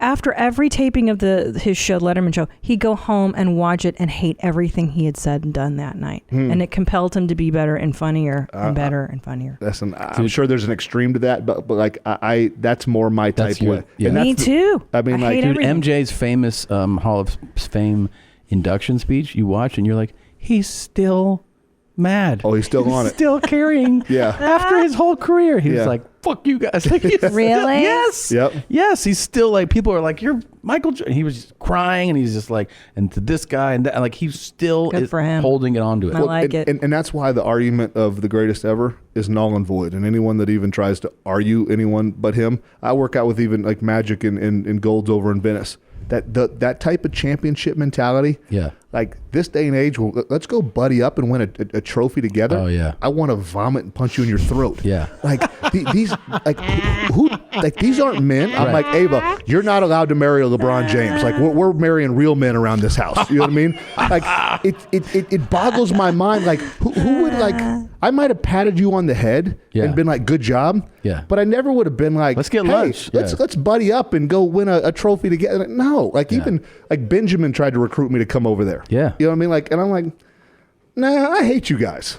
You know, and so I don't get all that stuff. You know, and hate's a strong word, but it's kind of true. I had one of my best games against Benjamin. Yeah. But no, you know, I got to find this. This like my all-time highlight is against Benjamin because I'm telling you, man. Do you remember what year? It would have been my junior year, so 96. Okay. So 96, I shed the blocker. Running back comes at me. I hit him. I ripped the ball out of his arms. Go the other way. Yeah. So and then I get a second one later. So I stripped two guys, and then the best is at the highlight of the time where I strip it and run. I run off to the sideline, and the Benjamin coach just takes his headset and throws it. The Ron Ream. Yeah. Is that his name? That's the best. The best. Yeah. So 96. So Jimmy Clark and all them boys would have already been gone. I'm trying to think who's. Wait, did you play against Glades, by the way? Oh, yeah. They fucked Every up year. our whole shit. Oh, I never beat them. I hated them. I hated them. I went to the hospital. Yeah, seriously. Man. And they were dirty. They were dirty. They were racist. I can say it. They were no, for sure. Super openly racist. It was all these like country boys. And I remember like the speech we got from our coach before that, and they're like, "These guys are not playing around." This is before the game. We're like, "What kind of speech is this?" And then they were like, they would come to the line, and we have, you know, there's a black guy on this side of me, a black guy on that side of me, and they're straight up, like saying crazy racist shit. And the worst, by the way, man. the guys those two guys on my team were like, "What's going on?" Like. Wouldn't even stand up for themselves? Dang. No, they were like, well, they massacred us. They massacred us my senior year. We had a closer game, and then we met them again in the playoffs, but we lost every time, man. They killed us too. I played them in the state semifinals my senior year. Somehow I had like 200 yards, and we had 6 points to show for it. Yeah, I'm like, how do we get this many rushing yards and can't score points? So like, no, they were savages. It was bad, but yeah, they had a crew out there. They were well coached and. Well, by the way, so I told you this in the lobby there, but like your success it's funny, like when somebody from like even the area or like a team that you play against, it became a thing where, you know, I go off to school, I'm not playing football, but we're all from different cities when you go to college, you're from different places, and then, you know, we would be watching Sports Center or just watching football games, and I'd be like, oh, that's, you know, we played against him. And then as you get drafted in the NFL, I still remember like talking to just like high school friends being like, you see Heath, man? He's in the NFL now. Isn't that crazy? I mean, that day for you and your dad must have just been like the most amazing feeling. It was special. I mean, Mama Evans played a huge part too. She was the real tough one. Like, she was the one that had to feed me and put up with all, you know, but she's also the one on like the high school VHS tapes, like where I lay on the ground like a half a second too long. Get up, Heath, you're not hurt. Are you serious? I'm like, dang, Mom, I'm just trying to catch my breath. I'm tired here, you know? But yeah, she like, I'm carrying this whole team. Jesus. Do you not see that I don't get to come off the field, Mom? Yeah, man, I had my high school coach. I just had so many good men that poured into me. I had a lot of mentors, and I had a lot of good men that even today, just like despite all the screw ups and just everything else, like they were just in my corner. Yeah, like, man, we just love you. We're going to support you no matter what, win, lose, or draw, NFL or not. Like, we just love you. That's cool. And they would also kick me in the face when I needed to be kicked in the face for being stupid. You know, and so those are the best type of people to have around you. So draft day though. Are you home? You do it from home? We did it in Auburn, Alabama. You went to Auburn, okay. So it was easier to have Mom and Dad and kind of a few people from Palm Beach come up and have it there where all my boys were, and so many people that we wanted to celebrate with, and even coaches at that point. So we were in Auburn and waiting around, and third round finally came and we went. Now when you finally so the jump from 2A to Auburn is enormous. But do you feel then, because you're playing obviously 3 years of SEC ball, you feel pretty ready then for the NFL? It wasn't as big of a jump. Right. So you're like, these are just the best of the best. Yeah, so. High school to SEC was like, it was a whirlwind. It was night and day. Yeah. And then from the SEC, and it's not disrespect to the NFL. I mean, obviously to jump, but it just wasn't as significant. Sure. You know, and Auburn, we were just locked and loaded at the time with talent. I mean, after seeing Tequil run around in practice and like everything else was slow because he was one of the best linebackers to do it in the NFL for 14, 15 years, whatever he did. Do you have, because you played, first of all, how amazing it is to have a 10-year career in the NFL. For people that don't know, the average career is 2-3 seasons. Yeah. So you're playing more than 3 times the average career. Do you have, from your memory, people who you're like, man, that sucked to always face this guy? Yeah.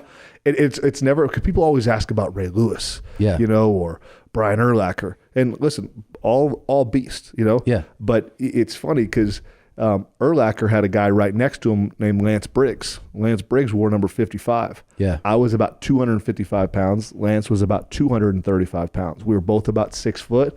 Lance was probably 6'1", but God just made him better than me. Period. End. His hips were more powerful. Yeah. He could hit harder. He could explode. If you put us in a 40, I'd probably beat him in a 40.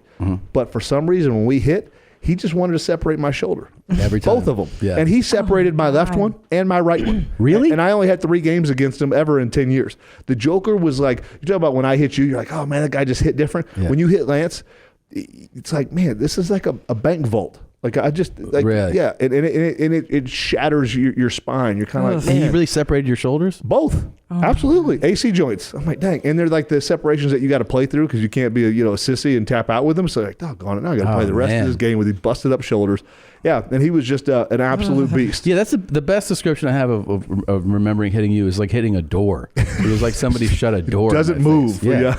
Yeah. Yeah, it sucks so much. But the Ed Reeds. Yeah. Those are the guys that those are the ones that hurt the most. So like when you were carrying the ball or when you catch the ball in the open field and you're running, it's never the linebackers or like Really? big Haloti Nadas or it's not those big dudes. It's that. It's the DBs that are like 205 that are running a 4.340 that are like heat-seeking missiles. Yeah. And they never want to hit me up high. So of course they're going to put their helmet in the side of my thigh somewhere, and you hate them. One thing that never like you don't understand, like when you played like the little league stuff, you watch, you're like, how is this possible? Is that you see these guys in the NFL who are obviously the biggest and fastest and strongest guys with no leg pads. You're like, how do they survive this, man? Not me. I asked the same question. Or the guys that didn't really tie up their cleats. How do you play an NFL game and run out of your shoes? Like I just don't get it. They're just better than me. I'm good. They're just better athletes than me. But like your quads and like exposed, and they're like, yeah. They just wanted to be lighter. I'm like, listen, if we were track stars, I'd get it. Like when they line up for the 100 meters and they've got earrings and sunglasses and jewelry, I'm like, why wouldn't you take that 5 pounds But like of jewelry hardly off anyone you? does it, right? You see, I watch games and like no one's got leg pads. I'm telling you, now they got some rules. They got to throw a butt pad in there and little hip pads, but they're still not protecting anybody. So, all right, you're in Seattle. Obviously everybody wants to talk about you play for the Patriots. Yeah. And like that's become, the most polarizing organization in the NFL. But you play for this legendary team now and the most legendary, iconic coach of our era by far. Yeah. What's it like? Here's the thing that becomes like cliche almost is that people be like, Patriots, well, there's the Patriot way. What's that? It means everybody does their job. But like, is it really the fact that people go there and they just want, like, you either are buying into a certain way of doing things or you're not? Yeah. Well, it's the Belichick way for one. And then I know people have labeled it the Patriot way and that's cute and all that stuff, but it's Bill's way. It's Bill's way. And he's been the mainstay. Obviously Brady's been the mainstay as well. Yeah. And so both deserve equal amount of credits, but Brady will be the first one to tell you too that the mental processes that he goes through to prepare to win on Sunday, to have the 6 rings that he has, Bill taught him the majority of that stuff. Now Bill, drafted Brady because he knew he was a mental monster. He knew physically, you're kind of lacking Brady, but we can probably do something with his mind and arm, and now we've seen what he can do 20 years later. But the Belichick way is, simply put, I'm going to do all the work. I'm going to sacrifice all the hours of sleep. I'm going to sacrifice all the man hours. I'm going to sacrifice everything so you guys can go get the glory. Trust me. Don't worry about you and your stats. Buy into team first mentality, and then I promise you I'll make you the best player you can be. But you got to trust me, and you got to do what you're told to do. So ultimately you got to submit to authority, But Bill's never going to take credit, and he will be the first one. 18-1 Super Bowl, he'll be the first one. I screwed this team. My fault. Not your boys. I let you down. I didn't adjust the way that I needed to. This loss is on me. And not for a second did you believe it was just lip service. He believed it. He lived it every single day. And so in that environment, you only survive there if you can submit to authority. Yeah.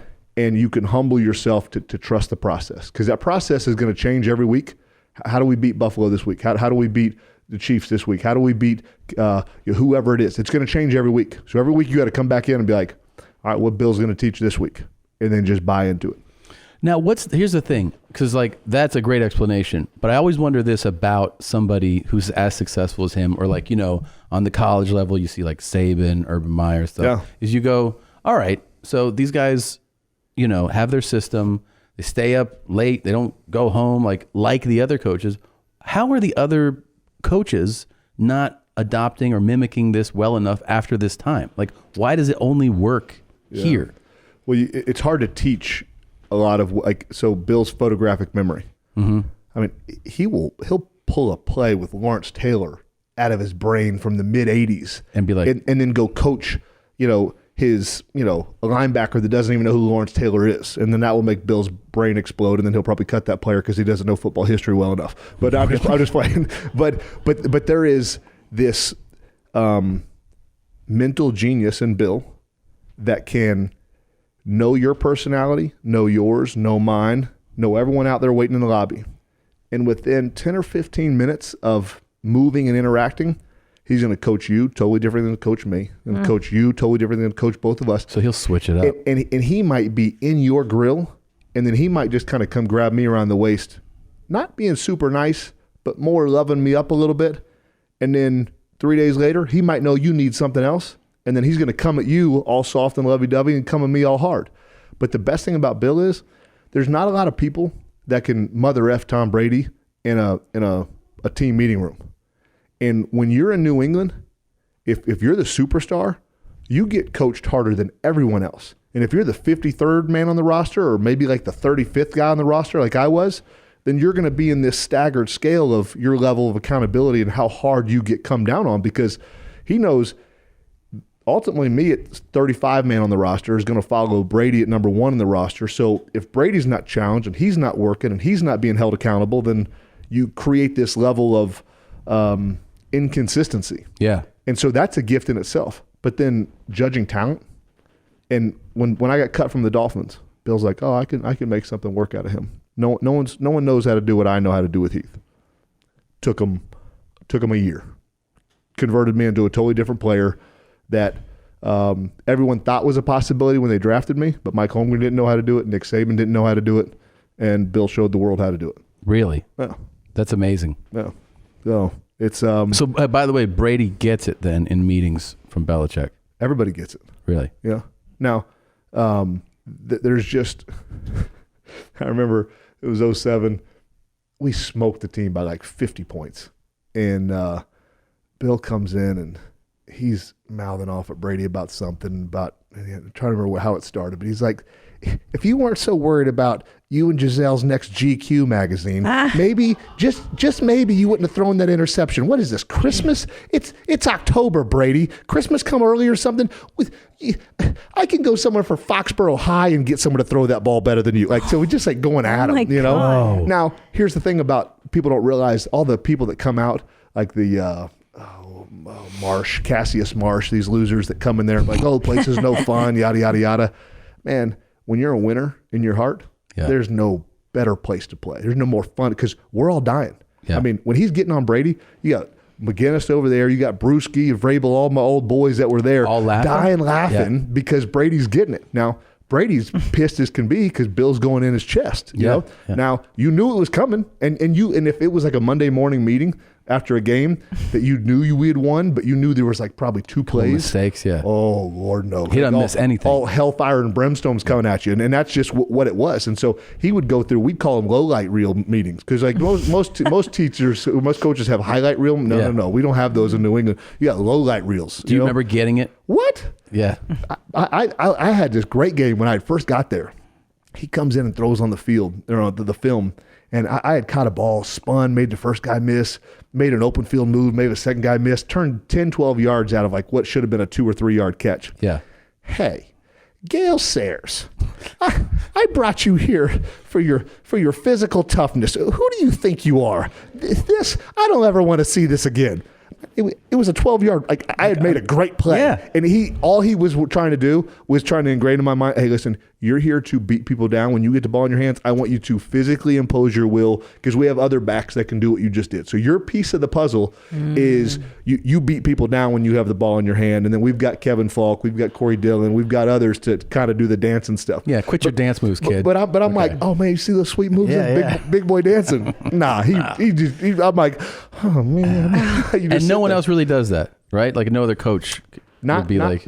Not like that. Because like Sean Payton will get in everybody. I mean, I loved my 2 years in New Orleans. I obviously won my ring there and everything else, but he's never going to rip Drew Brees that way, you know? No way. But there's also very few superstars that can take that type of, you know, humbling process about, you know, are you trying to get better, or do you think you've arrived? The problem is most people think they've arrived, and they don't want that type of coaching. They're too thin-skinned. They're too sissified. They're too just whatever, and they don't want to be great.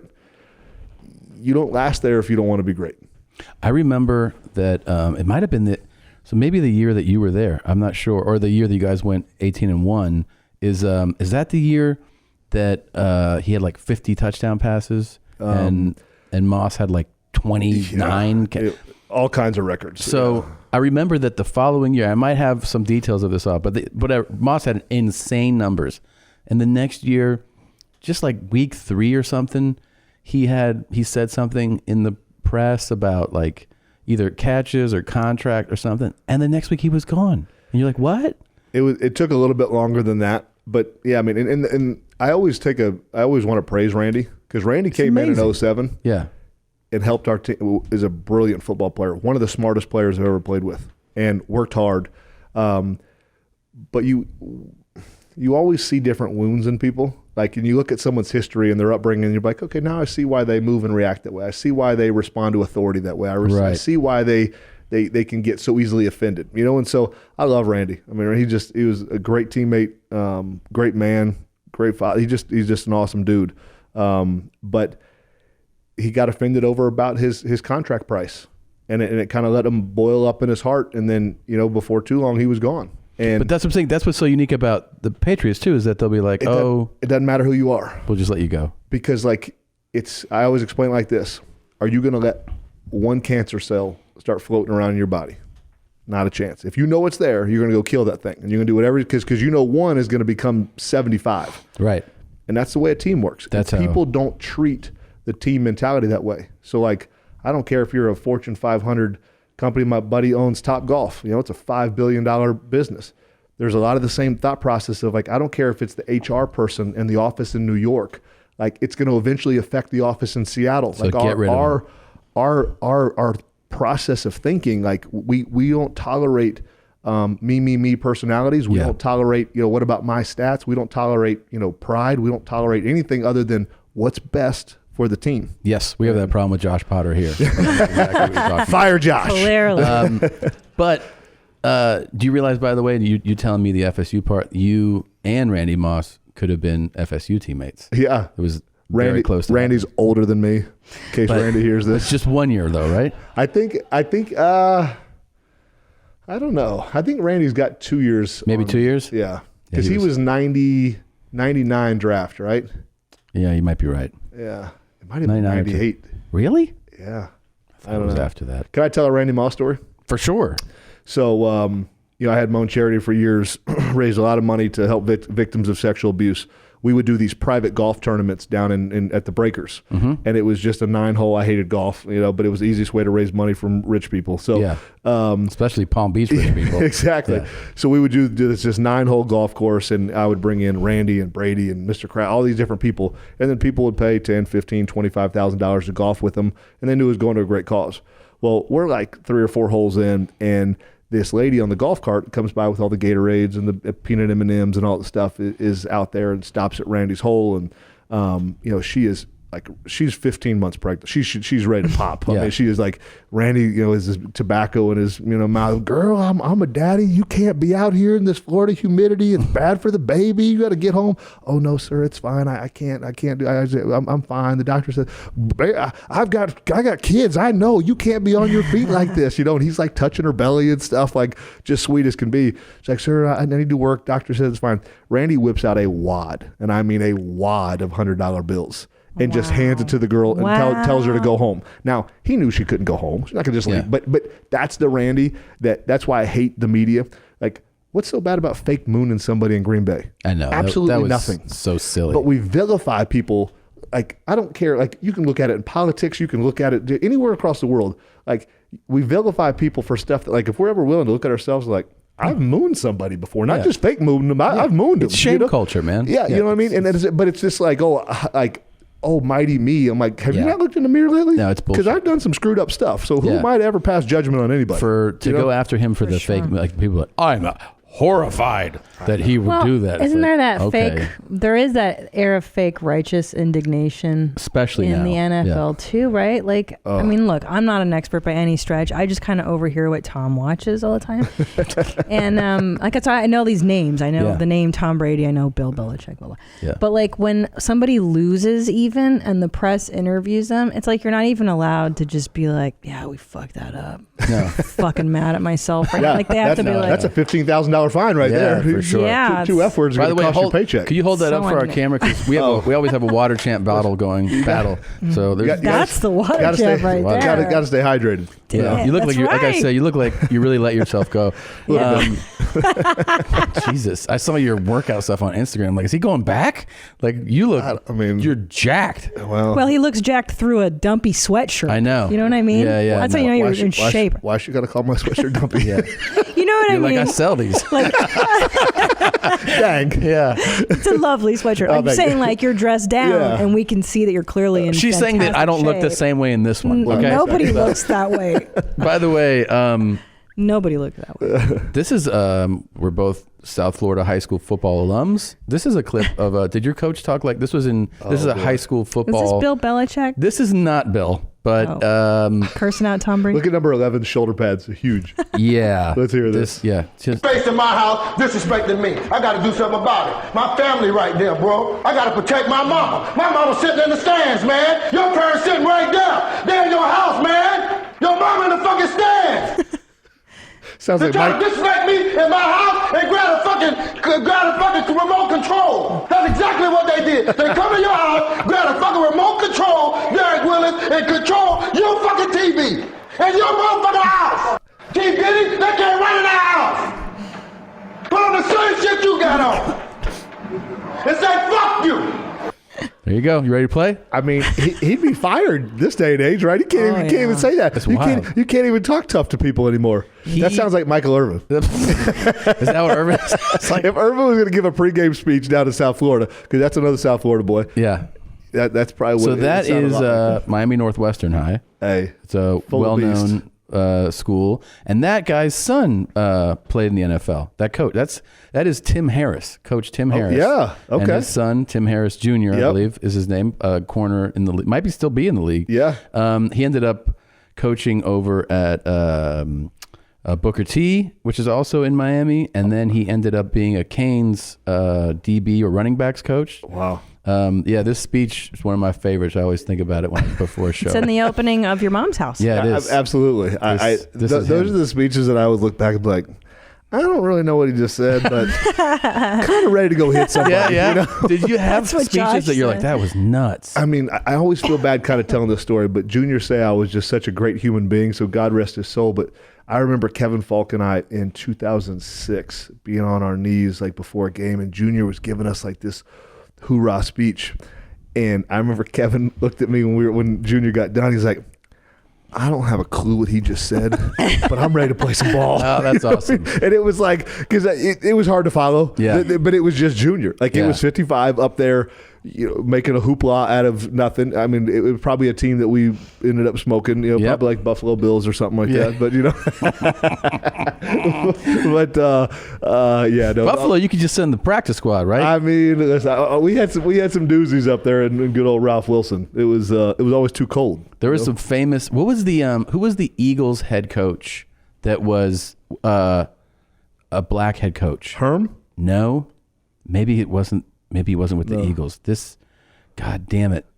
I figured Josh would know. I'm trying to think of it. Was like a speech? Cardinals? Talking about Cardinals? Not the Cardinals. There was a pregame, like, this dude looked no nonsense. There was one of the guys told me Denny not Denny. Man. Crown him? You want to crown him? No? No, I remember that speech. This speech was not broadcast. Okay. And the whole thing would have been beeped out? Yeah, the whole thing. Well, the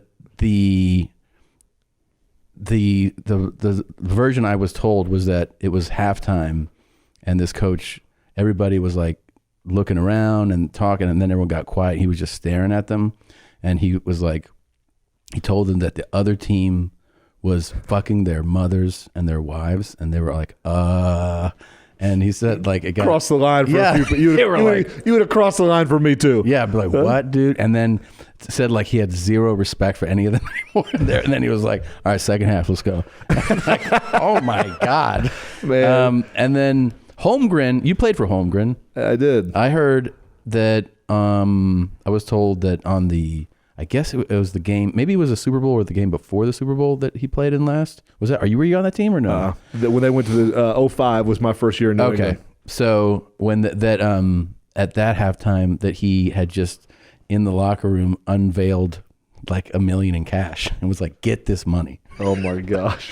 And then I guess, players were like, yeah, let's get that money. But then they didn't get that money. I don't know. I'll have to ask Sean Alexander about that one. I haven't heard that story. That sounds more like a Sean Payton than it does a Mike Holmgren. But who knows? I might not put that past Mike.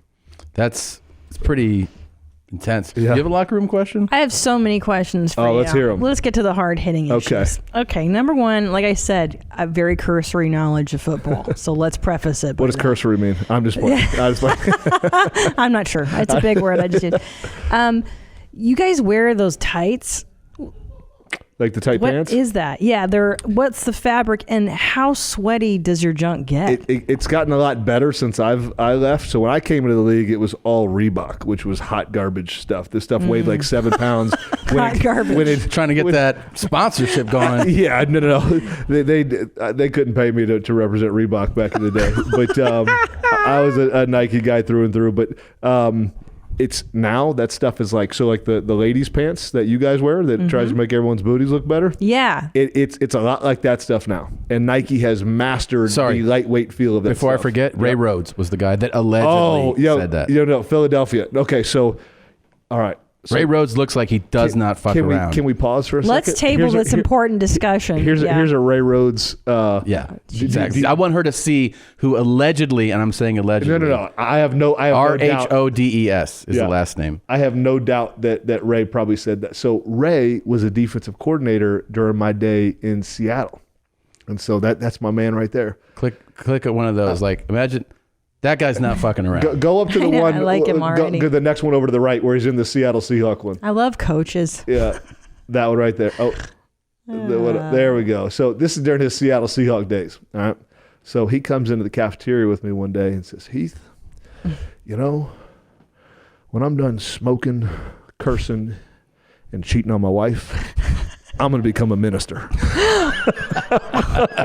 So you got to remember, I'm a rookie. Yeah. I didn't know whether to laugh. Yeah. I didn't know what he was doing. Like me and Sean Alexander, a bunch of others had just like come out of Bible study, and I'm like, is this a setup? Am I, if I laugh or if I don't laugh, am I going to get cut? But yeah, that's Ray Rhodes for you. So I have no doubt that he gave that speech. Really? See, absolutely no doubt he gave that speech. They are fucking your wives and mothers. Yeah, with much more of a grumbled, aggressive voice. Yeah.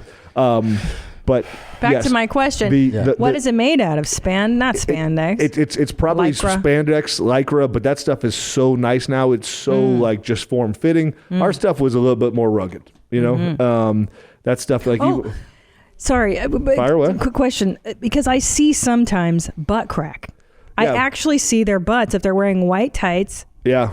And Why it's- don't you wear panties with your leggings? What did we call them? Because you're asking questions about how sweaty things get. Panties, Yes. will then cause you to chafe in all the not good areas. Yeah. So maybe a good jock strap. But this day and age, those pants are so thin. I'm like they really need to start putting stuff away. I'm like, ain't nobody trying to see that. I see all You know what I their mean? stuff, and Well, I like it. Yeah, well, I mean, kudos for you. You know what I mean? That's the best part of Sorry, buddy. football for me is You know seeing what I mean? their stuff. Look, I mean, I don't think any of us can avoid Frank Gore's stuff. It's everywhere.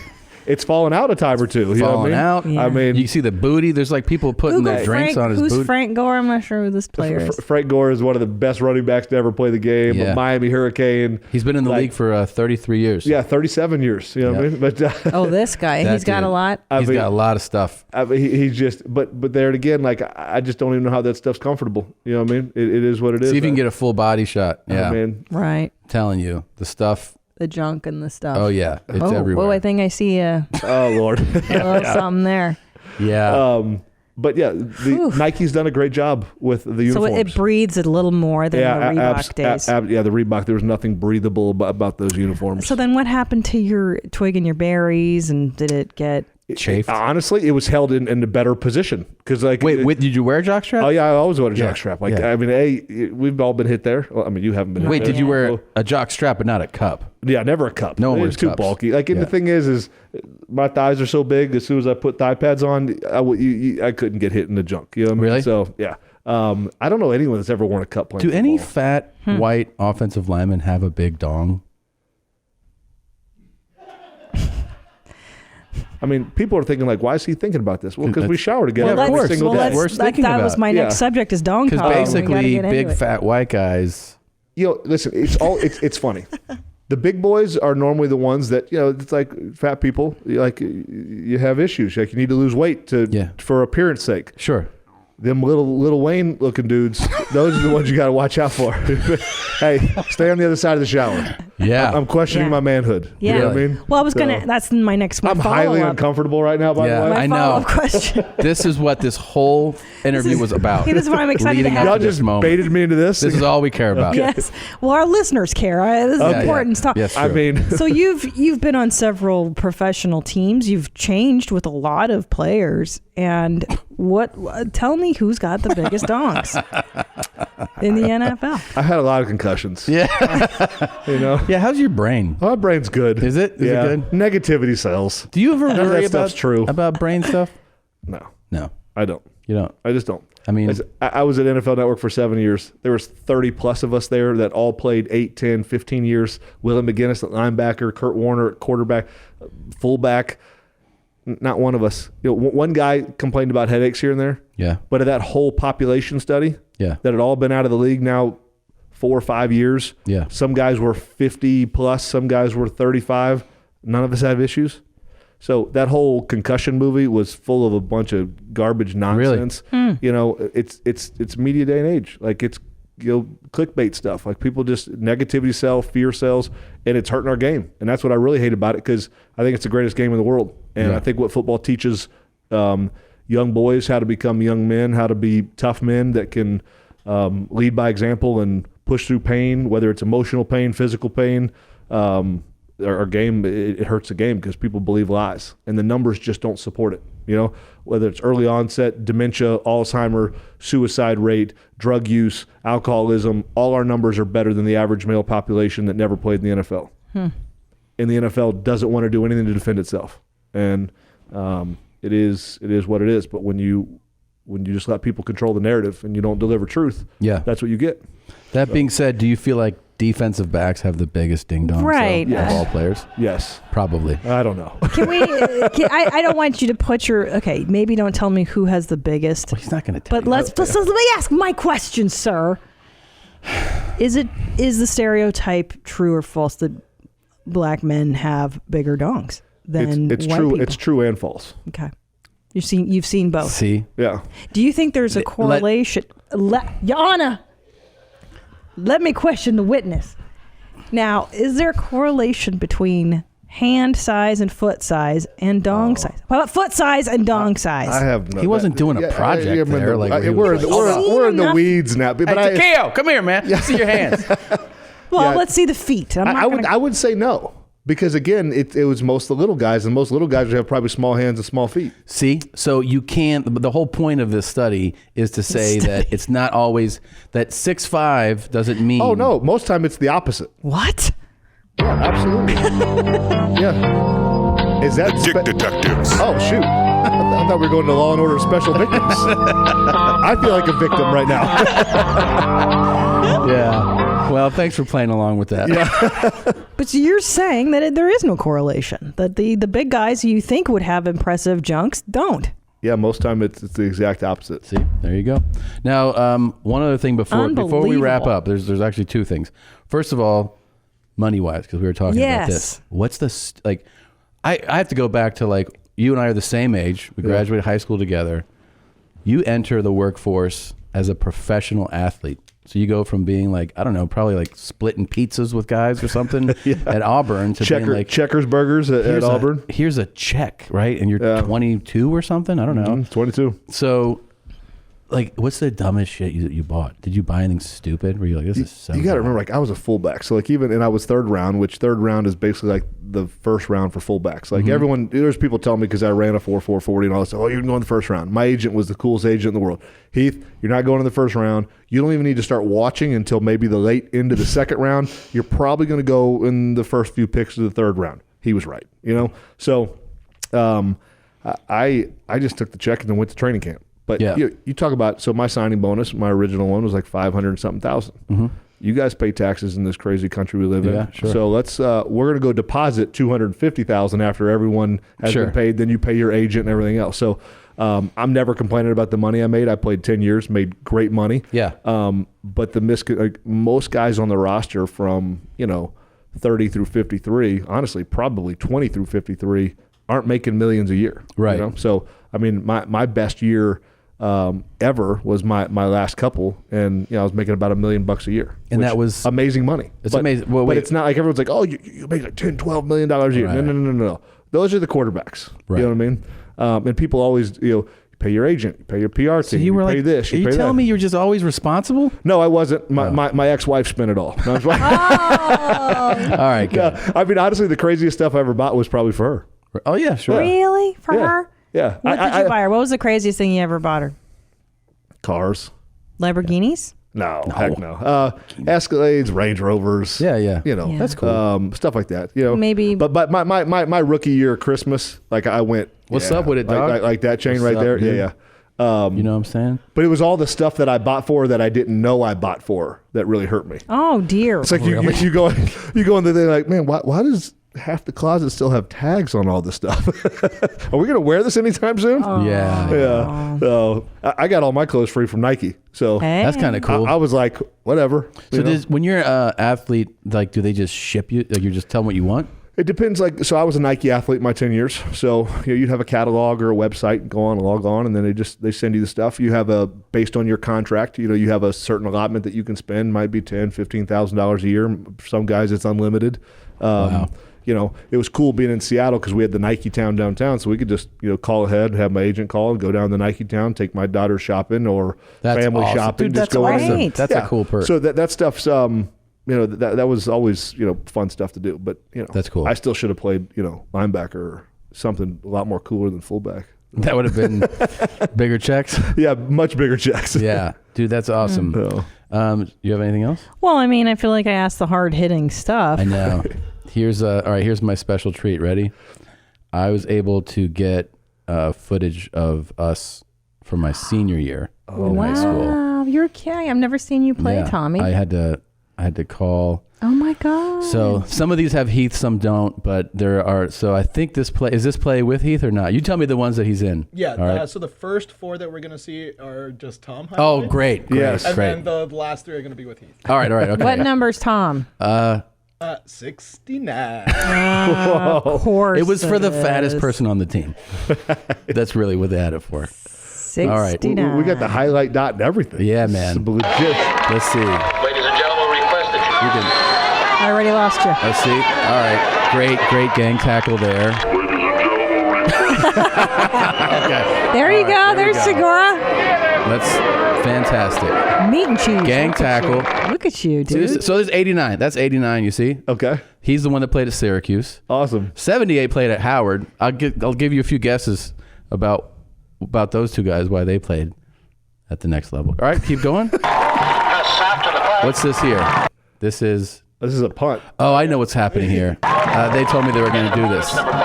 So we got a safety, and then C6. I'm looking for a high five, and they leave me. So that's why. Oh, fuck, those guys suck. See, look, I'm still looking for a high five. Oh, Nobody.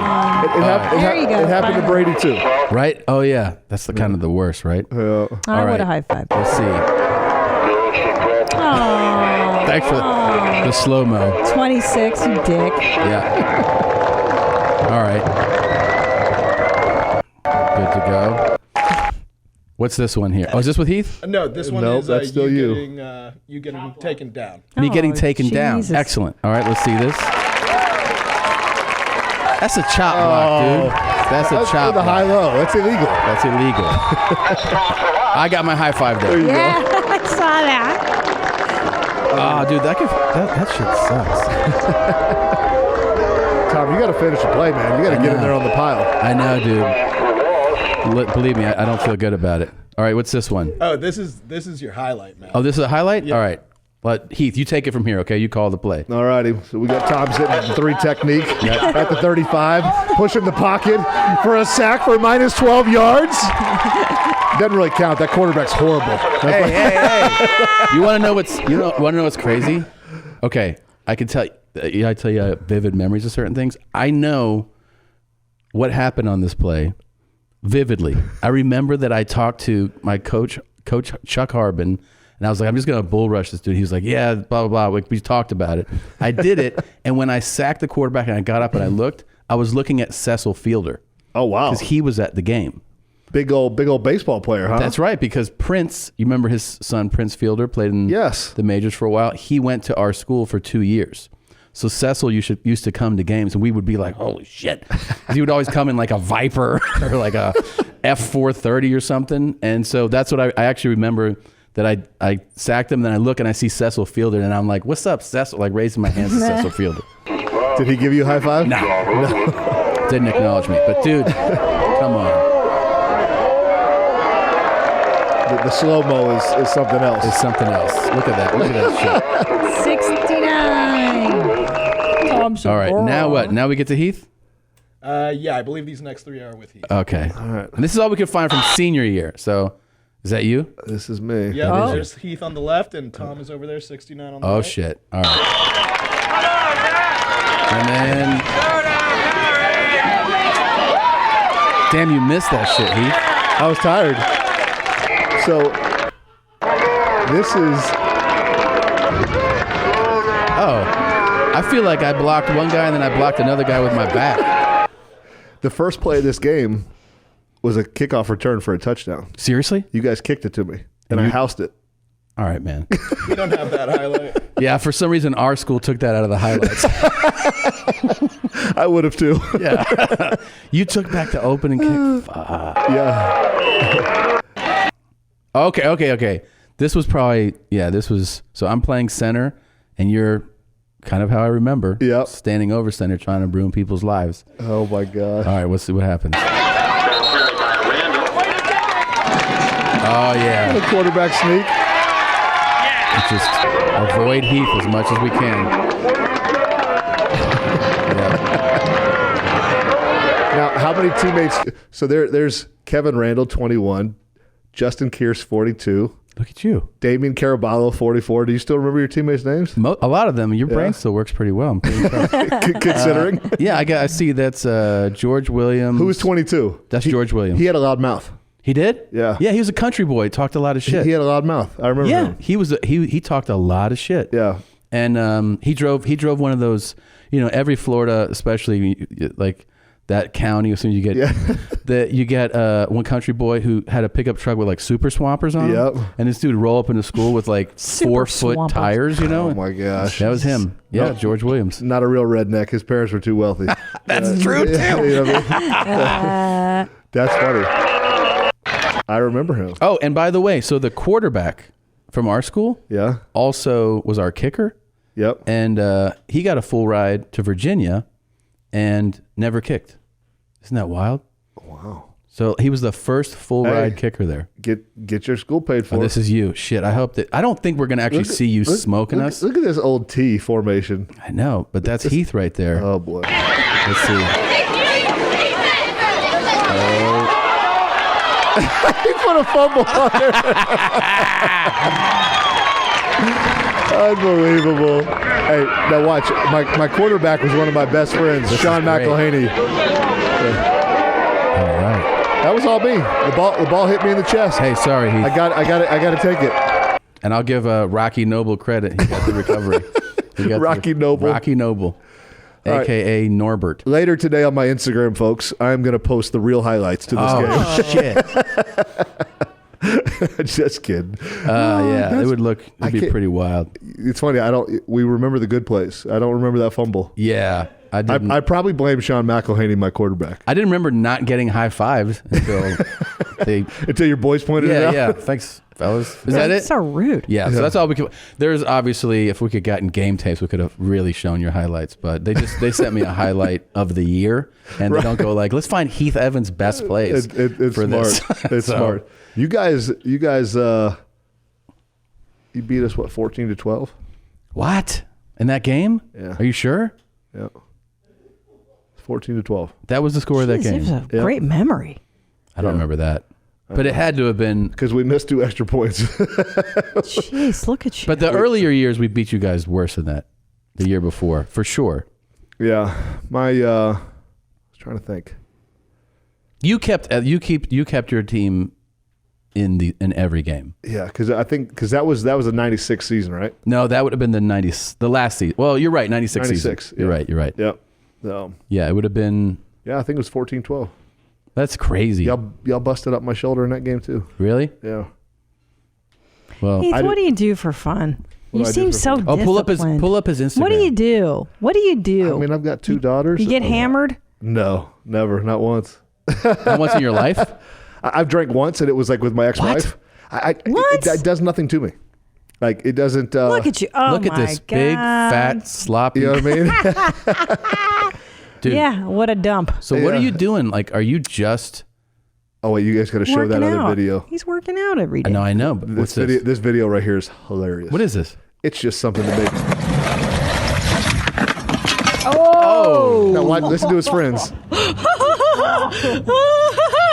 His friends laughing at him was the best part. You know what to show him. Oh my God! I think you guys are soulmates. I think you and Heath are. You got to have the caption of that post was like, you need at least 2 or 3 friends like this that when you do something retarded, they're gonna laugh at you and make fun of you. You know what I mean? I think you guys are long lost brothers. You and Segura here. Oh no! What do we have? This is another funny video. So, yeah, go ahead.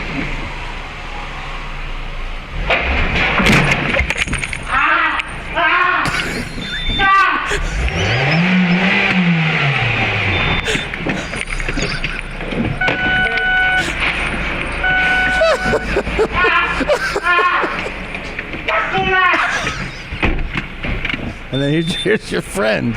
Your friend's coming around to check on you here in a second. Let's see. Hey, what's up, man? What you doing back there? He's not even concerned. Not even a little bit. Look at these 2 evil savages, both of you, psychos. Hey, he's laughing. fine. He's fine. He's totally Look at fine. him. He can talk. He's fine. Yeah. So, And like the motorized chairs available today, like you can do anything, you know? You use our one. But Yeah. See, he's got a great sense of humor. He does. I'm interested that your mother used to yell, "Get up, pussy," when you were down. I didn't say that. Get up, you F word. Yeah, she didn't say that either. Effing F-A-G-G-O-T. She would just yell and scream a little bit. You know what I mean? She didn't like her baby boy laying on the ground too long. Wait, are you training people? Or are you just working your ass off here? I'm just working. You're just working out? I'm just working. But yeah, so listen, obviously I am 40 years old, kind of starting career number 3. Everything I'd ever dreamt to do, play in the NFL and then turn it into a broadcasting career, I accomplished. Well, that all got shot to hell and back about a year ago. And so now I am building career number 3. Listen. Wait, what is it though? I love people, so I am gonna blend my faith and fitness worlds. I'm gonna blend them together. I'm gonna give people, well, not me. I'm gonna try to give people healthy souls and healthy bodies. Because truth is, we got a lot of miserable people in this world, and most of them are the most successful people, and they still can't find a happy place in this space, you know. And so you sit back after working for NFL Network for 7+ years, and you're like, all right, so now what do I do? Mm-hmm. You know, and there's a lot of options, but what I'm passionate about has always been people.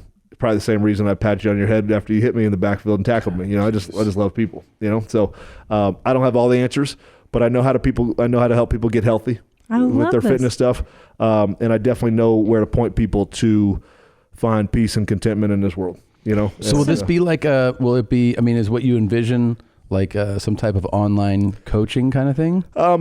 Not so much coaching, but there's going to be a podcast. There's a YouTube series that we're getting ready to build. Good. The mindset that I grew up with is like this built ready, that no one's born ready for anything of value. I mean, you got to put in the work. You got to ask for help. You got to grind it out. But I just started looking around. I'm like, I've been through a lot of crap. I've been through a divorce. Yep. I got falsely accused of sexual harassment. I got cut from football teams. You know, Nick Saban said I wasn't good enough. Bill Belichick picked me up. I've been through a lot of crap that people like. It's not the same circumstances, but people can be like, I can relate with this dude. You know, like I was better than most of the people around me in high school, but I wasn't Michael Jordan. I wasn't Kobe Bryant. I wasn't LeBron. I wasn't Frank Gore. You know, all like the Fred Taylors down there in our area. Like those guys were just the elites of the elites. People have always been able to find a way to kind of find themselves in my story, and so when I was kind of forced to go, all right, what am I going to do with the rest of my life? I just wanted to take my ability to be transparent and vulnerable and all my screw-ups and everything else and be like, hey, why don't we come together and try to point people lovingly to truth and help people out. We got a lot of people in this world. I love it, man. You know, that just they need to be loved on. And we live in a day and age where people run from truth. It's almost hate speech to speak truth, and those people don't bother me. I've got a big mouth and I'm scared to use it. You know? I love it. And How where can should we, people find you? where should we direct people? Instagram right now is at Heath Evans 44. I've been plotting and planning for about the last 8 months, and everything will keep expanding off of the Instagram. This Instagram platform. So we will hopefully see a lot of these things you're talking about, right? The YouTube. You'll be promoting it here. Everything will start. Everything will start right there. And is that your lady? That is Lindsay. And she is. She's so you're a fitness lady, obviously. Yeah, she is. She's let herself go like you too. Yeah, absolutely. You know, so. Wait a minute. Her number's 69 too. Yeah. Well, there you go. Hey. So that was her at the Arnold about 6 or 7 weeks ago. That's a perfect match for you, dude. You guys wake up like, let's drink a gallon of water. Yeah. she does help me keep my diet on track. I can tell you that. I bet. So you need to help somebody, by the way. Bert Kreischer's fat. That's one of my friends. Yeah, your first client. Yeah, his soul and his body are absolute garbage tanks. But I'll try to put him in touch, dude. I can't thank you enough for coming. This really is a dream come true. Happy for everything you've accomplished. It's really a treat. And yeah, I mean, I hope I didn't make you weep too hard by watching those highlights. I wouldn't have expected anything less than what we saw. Good. I thought they'd be worse. Okay, good. That's it. Thanks so much. You guys are awesome. Thanks for having me. Awesome. Right. Thank you. You're gay. You won't believe how good it feels. If you're straight, you won't believe how good it feels. Your dickhead becomes so sensitive that you don't need lube, you don't need spit.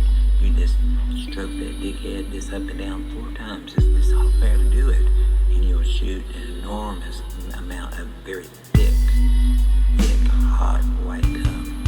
More cum than I've ever did in my life. Thick. Hot. White cum.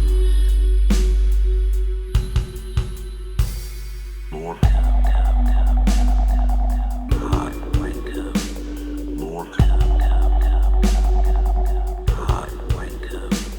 More cum, cum, cum, cum. Hot white cum. More cum, cum, cum, cum. More cum than I've ever did in my life. I don't want you to do anything illegal. Illegal. Illegal. Smoke some weed. Illegal. Smoke some weed. I don't want you to do anything illegal. Smoke some weed. Illegal. Smoke some weed. Illegal. Smoke weed. It's a proven fact. Your dick will get hard. So if you want to see me go from a limp dick to a hard dick, I will do it this weekend. And I'll videotape it. And I'll videotape it. And I'll videotape it. And I'll eat that dog from 4 strokes. Dick. Dick. Hot white cum. More cum than I've ever did in my life.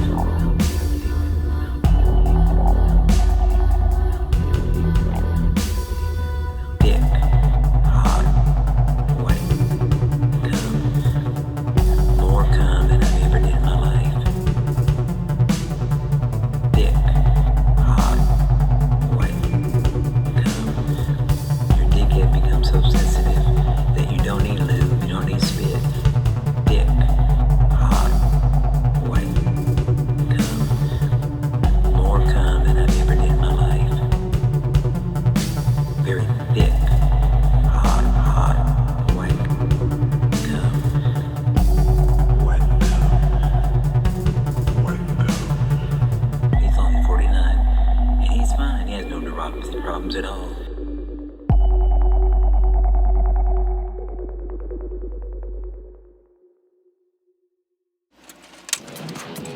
Hi, thank you for watching that episode of Your Mom's House. I really appreciate it. If you want to see more, you can click on any of these videos in this general area.